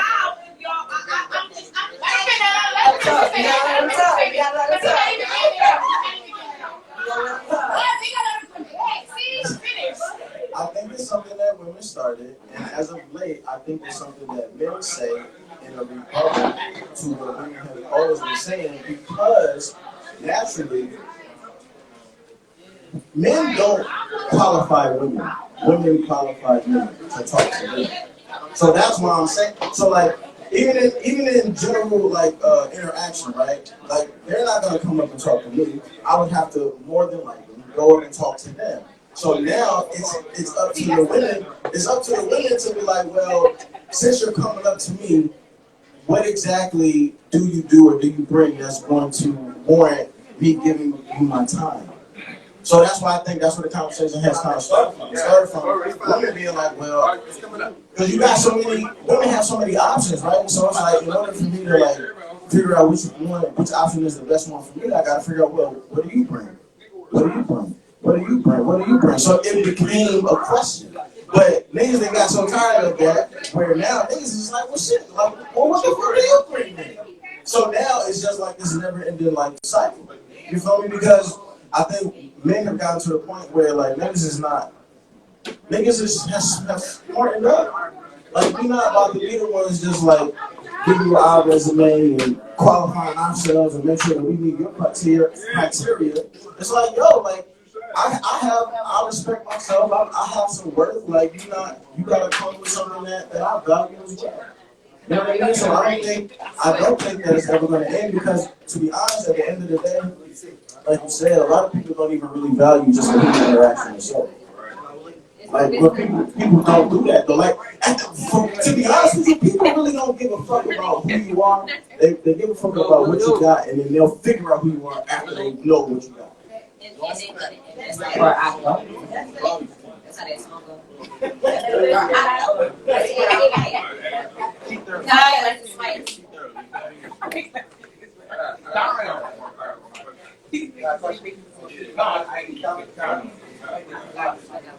I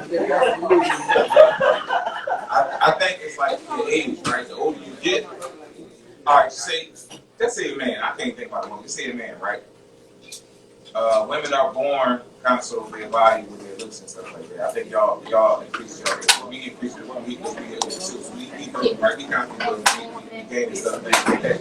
So it's like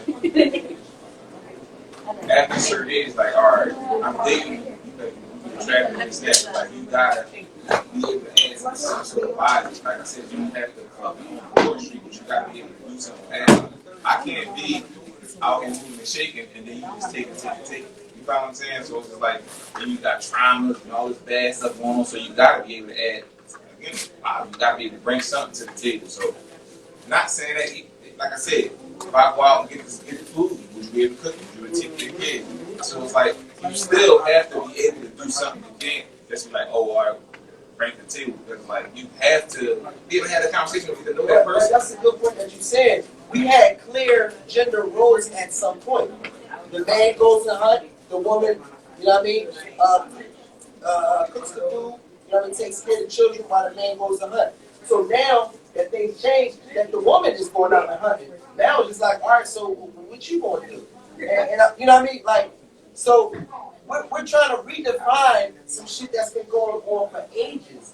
Now we're trying to redefine.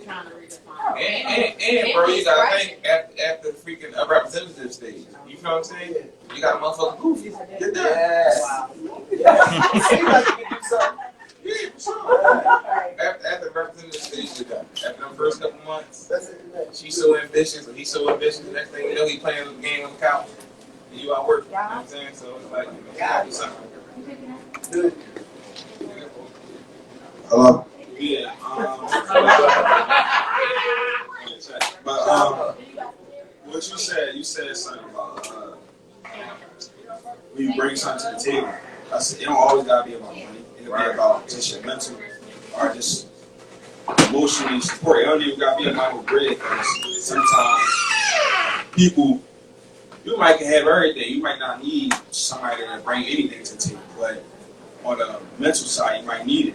I mean, you might need the stability of, you know, you secure with this person, or I'll say mentally, or just I might be down. I might need you to pick me up. You never know. It don't always gotta be about bread. I would say, like everybody's different. So most people might be like money, but me personally, I can make my own money. I just need something else. I don't really need you to bring your bread. No, let me see.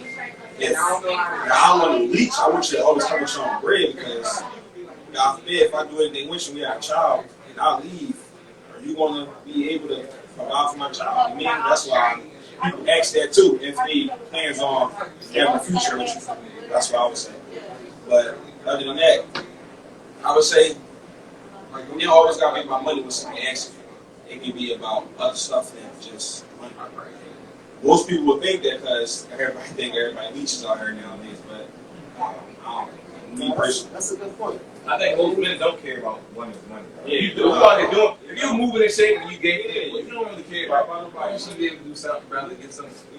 I mean, something. That's a lot of facts. No, but I mean, As women that too much, like with younger, it's like as women that. I feel like when I hear it, it sounds like it's coming from a place of insecurity. Insecurity? No, like I think women really say that. No, I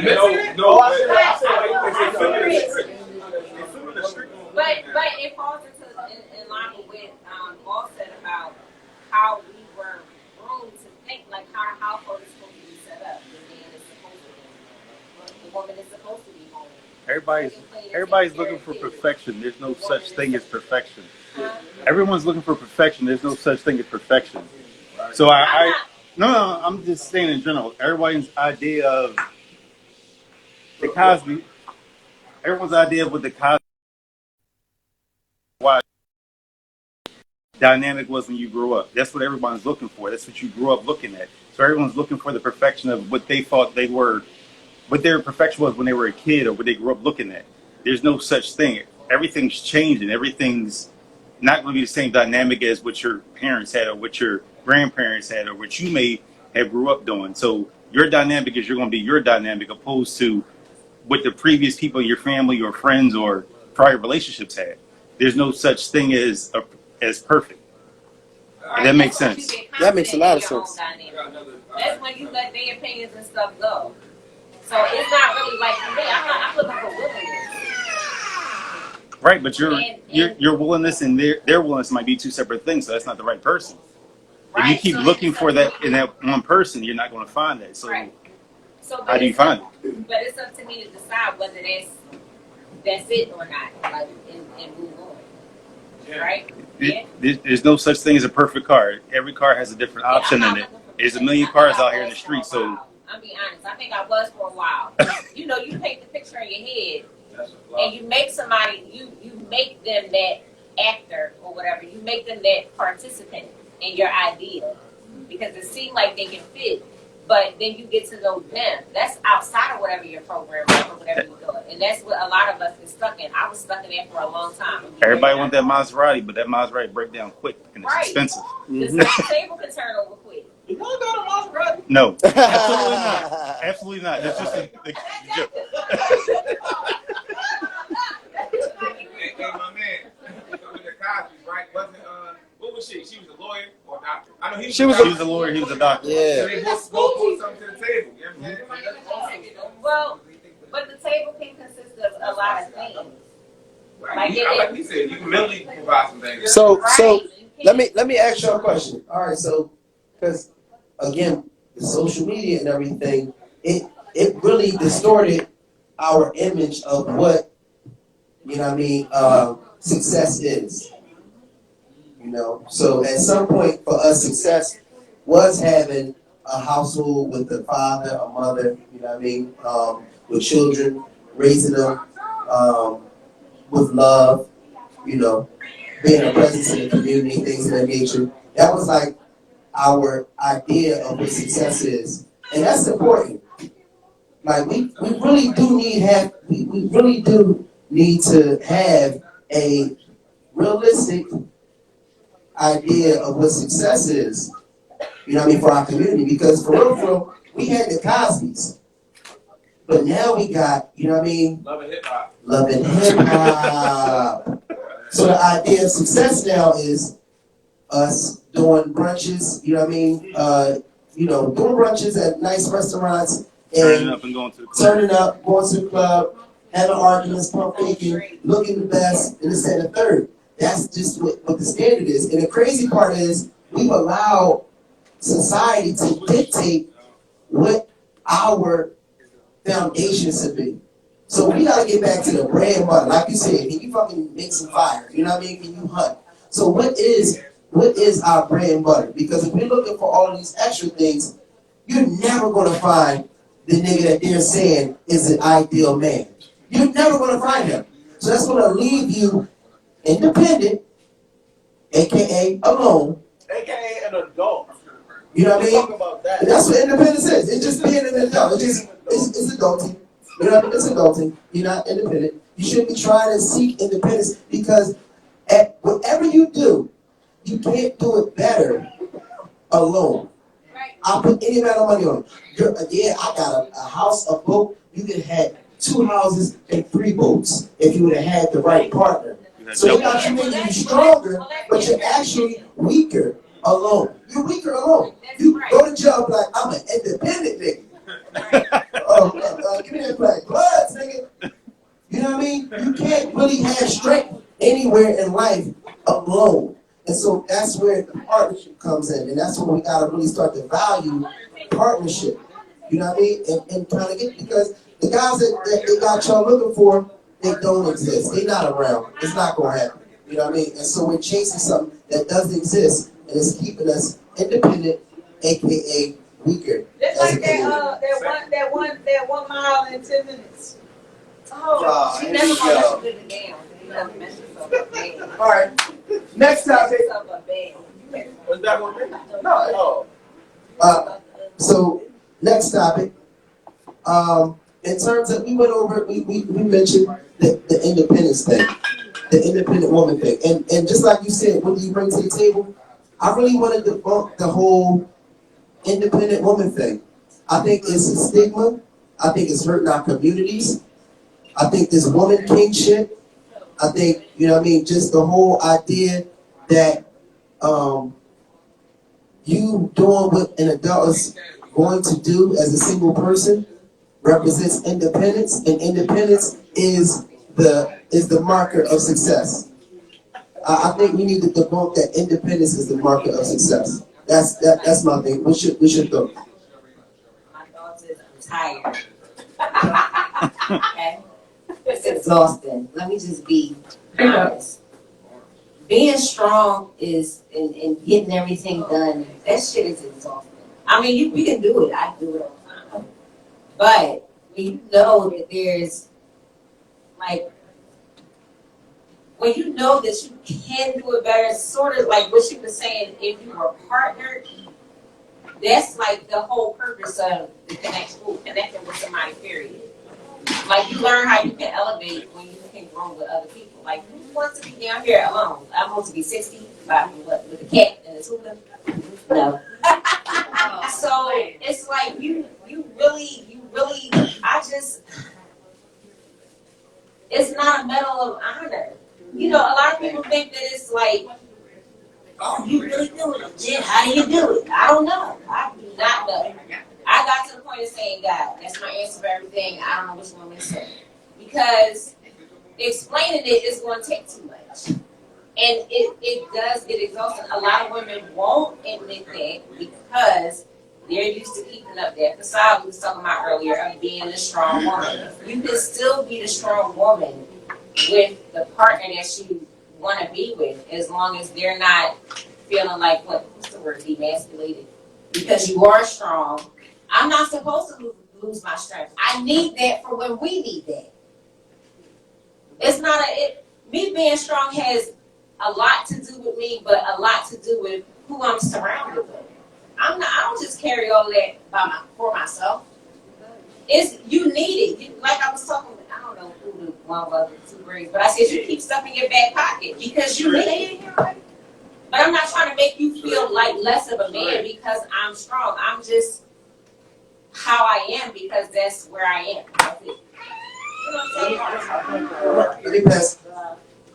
Jeree. Oh, my bad. Oh, Shit. I didn't know.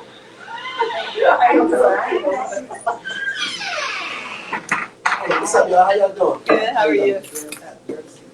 Yeah, I think it's deep what you said about having a whole strong independent woman running.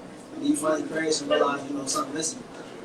I know the name might be triggering for some, but Kevin Samuel said something that's about to me one time. He was saying that during the pandemic, a lot of women finally got to sit still at home and look left and right and realize, like, damn, this is really my reality. Like having this long, strong, independent woman running. They look to the left and right. There's no man there. There's no family. There's nothing. You feel me?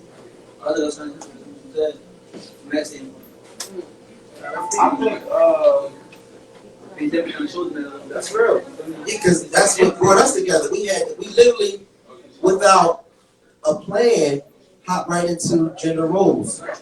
We hopped right into our bag without any type of debating, and it wasn't no I'm a strong woman. It's in the third. We didn't know what the fuck was going on. Y'all probably was ready though. The world was being ready. That's a different situation. The world was 20 I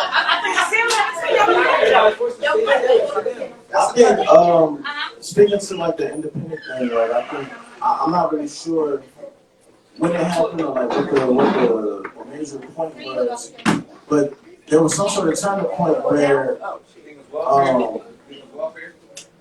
I don't know because I'm only 38, right? So like I can't pinpoint it, but I feel or I think that a lot of our black women in our culture have like this like this unspoken fear of actually saying out loud or believing that they actually need a man, right? Like it's a weakness. Like, you know what I'm saying? To say that, like, damn, if I have somebody who's helping me, a man who's helping me, a black man who's helping me, a man that I love, that I need by my side because he makes me better. Like, I feel like that's something that women don't even want to admit to. And it shouldn't even be an admission, right? Like, but it's been minimized to become like something that you have to admit. Like, damn, like, I admit that I need a nigga. I admit that, you know what I'm saying? I would be in a better space if I had somebody with me. Like, you know what I mean? And I don't know when that happened, but that seems like the general sense. Break it down. Turn over the shape. No, I'm gonna tell you what. Real quick. Let me pass you straight. But I'm gonna tell you, the thing about it is, you know what I'm saying? It's been a thing where it's like, you know, black women have been forced to be strong leaders for a long time, even since slavery. You know what I mean? Black women have been forced to hold it down. They've been forced to, you know, to work, to take care of their kids, to take care of other kids, to work more, you know what I mean? To be abused in certain ways. But what we're not acknowledging is that, like, baby, it wasn't our fault. Like, we was fucked up too. You know, they took us away from our loved ones, from our women too. They took us away from our kids too. They killed us. They hung us, you know, publicly. They took the strongest of us, you know, and they demonized us. They kept us away from earning money. You know, they demonized us and said we were criminals. They kept us as felons, and then they said felons can't get jobs. And then they said you need a man that has money. Like, we didn't do it. And I think, you know, we look at each other like, you know, the black man is a problem, but look at how strategic they did it. They said, you know what, baby? We can give you housing. We can even help you out with school. And we're going to give you food stamps, and we can even give you cash assistance. All you got to do is not have this nigga around. How the fuck is you going to try to build a community and you going to strip that shit away? You're going to take two parents away from their children in order for, so you're incentivizing. You're making it a benefit. And if you're in the military, they give you more money if you get married to a military woman. They give you more money if y'all have kids. So guess what they do in the military? They fucking. They get married and they having kids because it's a reward for it. They're rewarding our community for breaking up the household, and we blaming each other. But it's not our fault. And it's not your fault. So that independent woman came, you know, at some point. With all this being said, right? I like solutions, right? So how do you move forward? I think one of this, like what you guys are doing, I wish more people were here, was having like the dialogue, and they need like some type of women groups that get together. I think anything that becomes popular is going to set the trend. It's going to change the paradigm. Because if tomorrow, if they say, listen, us being with us having partners is going to strengthen us, that's the shit. If they start making, because you know what, they making music, it's motherfuckers that's married making music about being single. Because that shit, because they pumping that shit, they pumping that shit. None of your favorite female artists, whether it's rappers or singers, are single. But every song they got is about heartbreak and about singleness. And that's what. But you know who influenced that? The Shell. The people we can't speak about. The Jews. The Jews. No, I mean it's the people that you and that's why. And it's funny because they'll spark some shit in our community and step back, and we be squabbling over it, squabbling. So really, conversations like this, you fall for every time. Well, we shouldn't be falling because that's survival mode. That's that survival mode. You just a lot of people. I had made this post on YouTube one time where I said it's in the DNA, right? It goes way past the psyche. It is so deep. It's almost disgusting. But Like, if a broken mom and a broken dad create babies, they're going to give birth to a broken baby. Because in that broken baby is the DNA of that mom and dad. They ain't figured shit out yet, but they figured out how to have a kid real quick. Yep. So then they can't really give the kid the tools that they need to turn over because as they get older, if they don't change, they're going to stay stuck in the same mind space that they've been in for a very long time. I don't think that we got the tools. I think we say we do have the tools. And we got the tools. We have the tools. A lot of people say, fuck the tools. I'm cool. I'm good. Right. I don't even need no help. But that's pride and that's ego. And that's what keep us crippled. Like, we the only generation, black people, are still singing we shall overcome. We ain't overcome this shit because we still saying we shall overcome. Not we did overcome. Everybody else overcame. The Chinese, the Jews, all the rest of it. The Indians got it. Like, they can come into our communities and create anything. When is the last time you seen a black hair store in China? Or the first one? Like, or a soul food store? They in our neighborhood. The United States is here to do business. Exactly, but it's not at the same level for us because it seems like they know our power more than we do, and that's why they keep us away from it. And strategically have put this plan together. It's still working. I mean, like, this shit is monopoly on steroids. It's still working till this day. I love to think this really actually all ties back into the independence topic, right? Because black people as a culture, we thrive more on being independently that big or independently that big. You know what I'm saying? So like we don't honestly like when desegregation happened, it kind of really fucked us up because we no longer really needed community. You know what I'm saying? Like we no longer needed each other to literally like be safe. Like, you know what I'm saying? Like it was safety in numbers back when niggas was really getting hanged and killed and hunted and shit like that, right? Like there was power in us all being in one spot because we could all look out for one another, we could all fight together, we could all protect one another, right? But once we didn't need to be around each other for protection, it was every man for themselves. Oh, fuck them niggas, I'm about to go get bread. Oh, fuck them, I'm about to get money. I'm about to, you know what I'm saying? It kind of goes back into the, my block versus your block. yeah, and it kind of goes, it ties back into, you know, ever so slightly like the independent woman thing that we were initially talking about, I think, because once you see like that the passions can be greater, like that you're now can go work and earn money and survive and do this, you start to think that like I don't need nobody else to do everything because I'm doing everything. And that's again where the what you bring to the table conversation comes back into play because like I'm doing everything on my own, so I can only bring you in for assistance if you're actually able to assist me. You know what I'm saying? Like to me, it kind of just like all like intertwined. So that goes to the question of, and we're talking about solutions. You know what I'm saying? Because that's important. You know what I mean? So one of the questions was, what do we do? I think it was like, what do we do to raise better men? At this point, I think people gotta just get their own factions together. I think we're beyond the whole collective situation. I think every family needs to build their faction, and then factions can come together and become conglomerates. Because you gotta think, right? Every what's it called? I'm trying to figure out the word. Everybody's looking at me, so I'm like, you word.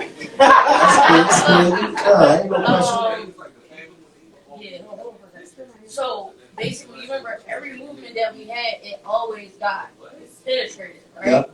So that's why I say families should build their own factions, right? So now this is my blood or cousins, family, whoever, whatever. You already vetting them out. Boom. Now we're talking to other families. We're vetting them out, and then we can come together in secrecy. I think the only way we're going to survive if you go underground. Anything you do above ground, you're going to be done. Because you got to think about it. Most of your most powerful people, you don't even know who the motherfuckers is. They run your whole life. You don't even know who they are. Only people we know of that got a little couple dollars, they're gatekeepers, and their job is to slowly keep you within the cycle. I like that. You know what I'm saying? So get your factions together and then move that way. I think that's the best situation. I agree with her. I agree to the simple fact of the matter, like, our families, if we all take a look back at our families right now, you know, Thanksgiving just happened, and if you celebrate what you're doing, how many of us family is broken right now for the minimum bullshit? Like, and when you do get it together, it takes an outside source to fuck it back up again, easily. And then, like, so if these outside sources can keep fucking up your family, then when is everybody ever going to be together on one accord? We're not, because it's always somebody or something that's causing confusion, commotion to break up the black family. At the end of the day, how it's we held accountable for that. We're held accountable for allowing things to come in and disrupt what we're trying to fix and do. And I can speak for my own family. My mom is is the matriarch of our family, right? A matriarch of our family. But at the end of the day, I feel like when she's not together and she's not right, her kids fall short. The grandkids fall short. The great-great-grandkids fall short. Everything starts falling apart. But when she feel like she want to put it back together, she can put it back together. But at the end of the day, it has to be some point in time where you're not allowing it to fall apart under those circumstances. And when you don't allow it to fall apart under those circumstances, then you can bring your child to each and every other option child to his family. Your family, get shit together, small, your family household together, your family household together, and nothing that can now separate any of the family households or come in and bring up anything. Family is business, beloved. But at the end of the day, like he said, the only way to do it is if you do it the streets. You know, you gotta do it. Everybody in your business. I like that. And it's interesting because we really have, it's like, we have been trained to hate each other. And we always look at our relationships, right? And we always like hold each other accountable for how much we go back and forth in the relationship. But it's really a reflection of how we hate each other even within our families. Even how we treat each other in our communities. Like, we've been living, you know, on the block, we barely, like, we high and by. It ain't no real, we skeptical of everybody. You know what I mean? It's like, it really trained us on how to hate each other. And we gotta change that narrative. You know what I'm saying? We got to. It's going to have to change, and I know this is going off a little bit, it's going to have to change in our fucking music. We don't got no fucking love music. You fucking to a fast beat, like, you know what I mean? Nothing. Love.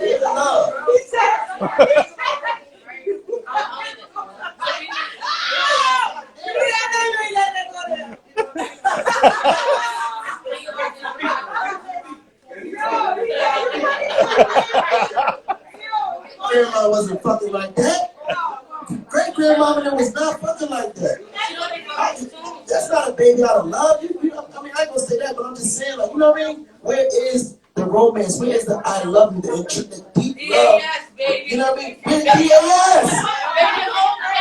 You know what I mean?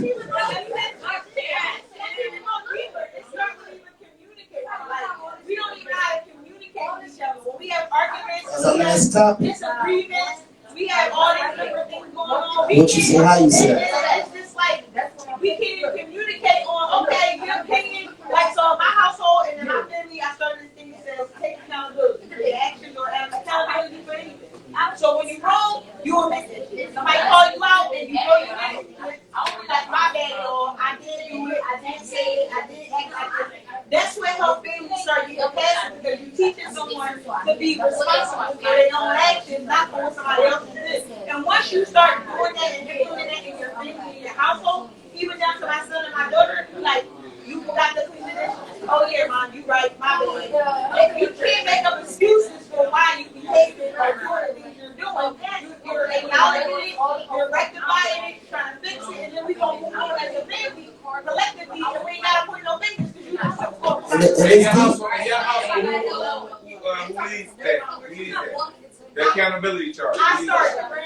That's in your household? Yeah, I started it, and then I branched it from my household to my siblings, and now I'm trying to get it to the whole entire family. So y'all had like a little group situation? No. I did it. You thought it was somebody drug addict and they bring it. I did it independently, starting out with my son, because I saw his behavior was starting like starting to like you starting to implement the kids in the street and the family members that's influential to them. So I'm like, yo, where you start like where you start learning? Like where you start to see this shit? Where you start feeling like, come on, like I need you to tell me the truth. Like take accountability and understand like when you lie and things like that, that's what causes division, trust be broken, all of that things. So I started implementing that because I had to do it myself. But my kids said, well, Mom, you drag stuff. You drag stuff, because I do have a habit of saying like, I said it too many times. So when they told me that, I didn't believe it. But then my husband was like, you sound you do. Oh, you drag stuff. So I'm like, okay, you're right. Not a lot of people ain't gonna tell me I'm dragging somewhere in a situation and me not acknowledge it. So I said, let me just try something new. Let me start taking accountable. So now when I'm talking and they feel like I'm dragging something out or I keep repeating them, like something happening over and over again, and they were like, baby, shit, my cue word is my dragging. So then I'm like, oh, okay, my bad, I'm sorry, I will do it. Then I recognize what I'm doing because it's hurting their feelings by keep bringing up the same shit over and over. So that worked for me. It taught me to be a better person and not just keep stuff going on and lingering and lingering. So when it came down to my son, I noticed his behaviors and I started telling him like, okay, we can't get better as a household if we don't take accountability for whatever we've done, said, or our actions and things or whatever. So when it started working with him, then I did my daughter. Then I started doing my siblings because I noticed me and my siblings the same thing. Like when we have our arguments, they just never want to admit to the bullshit they started or the bullshit that they continue to do. They mess stuff in me up. So now we not together for Christmas because y'all want to be doing X, Y, and Z or spreading this, that, and the third. Take responsibility for what you said. Apologize. If you don't apologize, all right. I can deal with you taking accountability or responsibility for something you started or something that you created, and now you acknowledge it. That's the only way we can get past it. I'm gonna add to that. But look, here's the thing too. We gonna go back to the independent mindset, right? Because like you said, accountability. When you got the mindset of a team, when you have a mindset of a team, we take accountability for our shit. If I call you on your shit, it is what it is. Change it. We gotta get back out there. We in this together. Teams fuck up when you got that one motherfucker that's independent. It's all about him. Why you ain't throw me the ball? Nigga, we won the game. You understand what I'm saying? What is you tripping about? You the only one mad because you wanted to get off. It was all about you. So changing the dynamic, breaking generational curses, taking these alma maters and fucking abolishing them, the independent thing, abolishing that shit. Because when you're independent, it's all about you. But when we are thinking in terms of partnership, cooperation, motherfuckers like, oh wow, I forgot about that word. Yeah, nigga, it exists. Cooperate. A motherfucker don't want you as a woman to be a slave. We just want you to cooperate. Any real man just wants a cooperative partner. And that's the same thing, of course, that you would want out of your man. And that can look different. It don't mean that we doing the same things, but it means that if we got 10 things that's going on in the house, I got 5 of them, you got 5 of them. You know what I mean? And we work together with that. So that's interdependence. Yes. Right? So you go through the stages, like that ain't gonna go away. You go through the stages of independence, codependence, codependence is first, because you learn from your parents. They show you how to fend for yourself. Then you go through independence, you learn how to grow up. I can't hear you, Jen. I can't hear you. So I said first is codependence. Let's bring it down in the back. It's codependence because you're learning how to be here from your parents or your environment, right? And then it's independence because you have to learn how to survive as an adult or live a creative life for yourself. But then in that, what they don't tell you is that's where you're really supposed to find who you really are and not really, like that's where you're supposed to let go of the codependent part of what other people think you should be in your independent state. And then you get to a point where you can be interdependent where I I know that if I'm choosing to be where you are or be with you, that I'm going to be here for you regardless. And it's not even an expectation thing. That should just be harmonious. It shouldn't even be a question of whether you're going to be here for me. Why am I questioning that? I don't feel like dealing with that. Everybody need to get a neighbor shirt. Huh? And you know good and damn well I agree with that. Yeah, they do. But So you can live but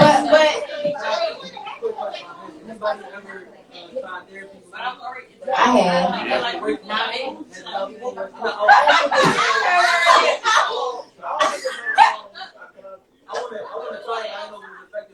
I mean, in my experience, in my experience, I agree with what y'all saying. I think therapy will work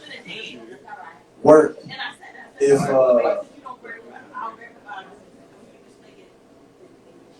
no, this is a tactic to get people to do it. Like if you stop talking, they're like, no, why are you so quiet?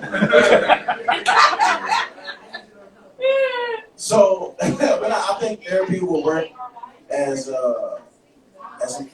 cooperative as you will be with your therapist. Because like some people go to therapy and they don't want to share nothing, they don't want to talk about nothing.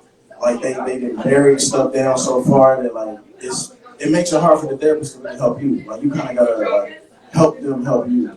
So I think it's really contingent on how much you want it to help. You know what I'm saying? Because then you'll be willing to be more open, do more exercises, share more stuff about your private life and shit like that. And you gotta find a therapist that fits you. You know what I'm saying? Yeah, that's a big part of it too. So we're gonna end this live, you guys. Thanks for tuning in. Right.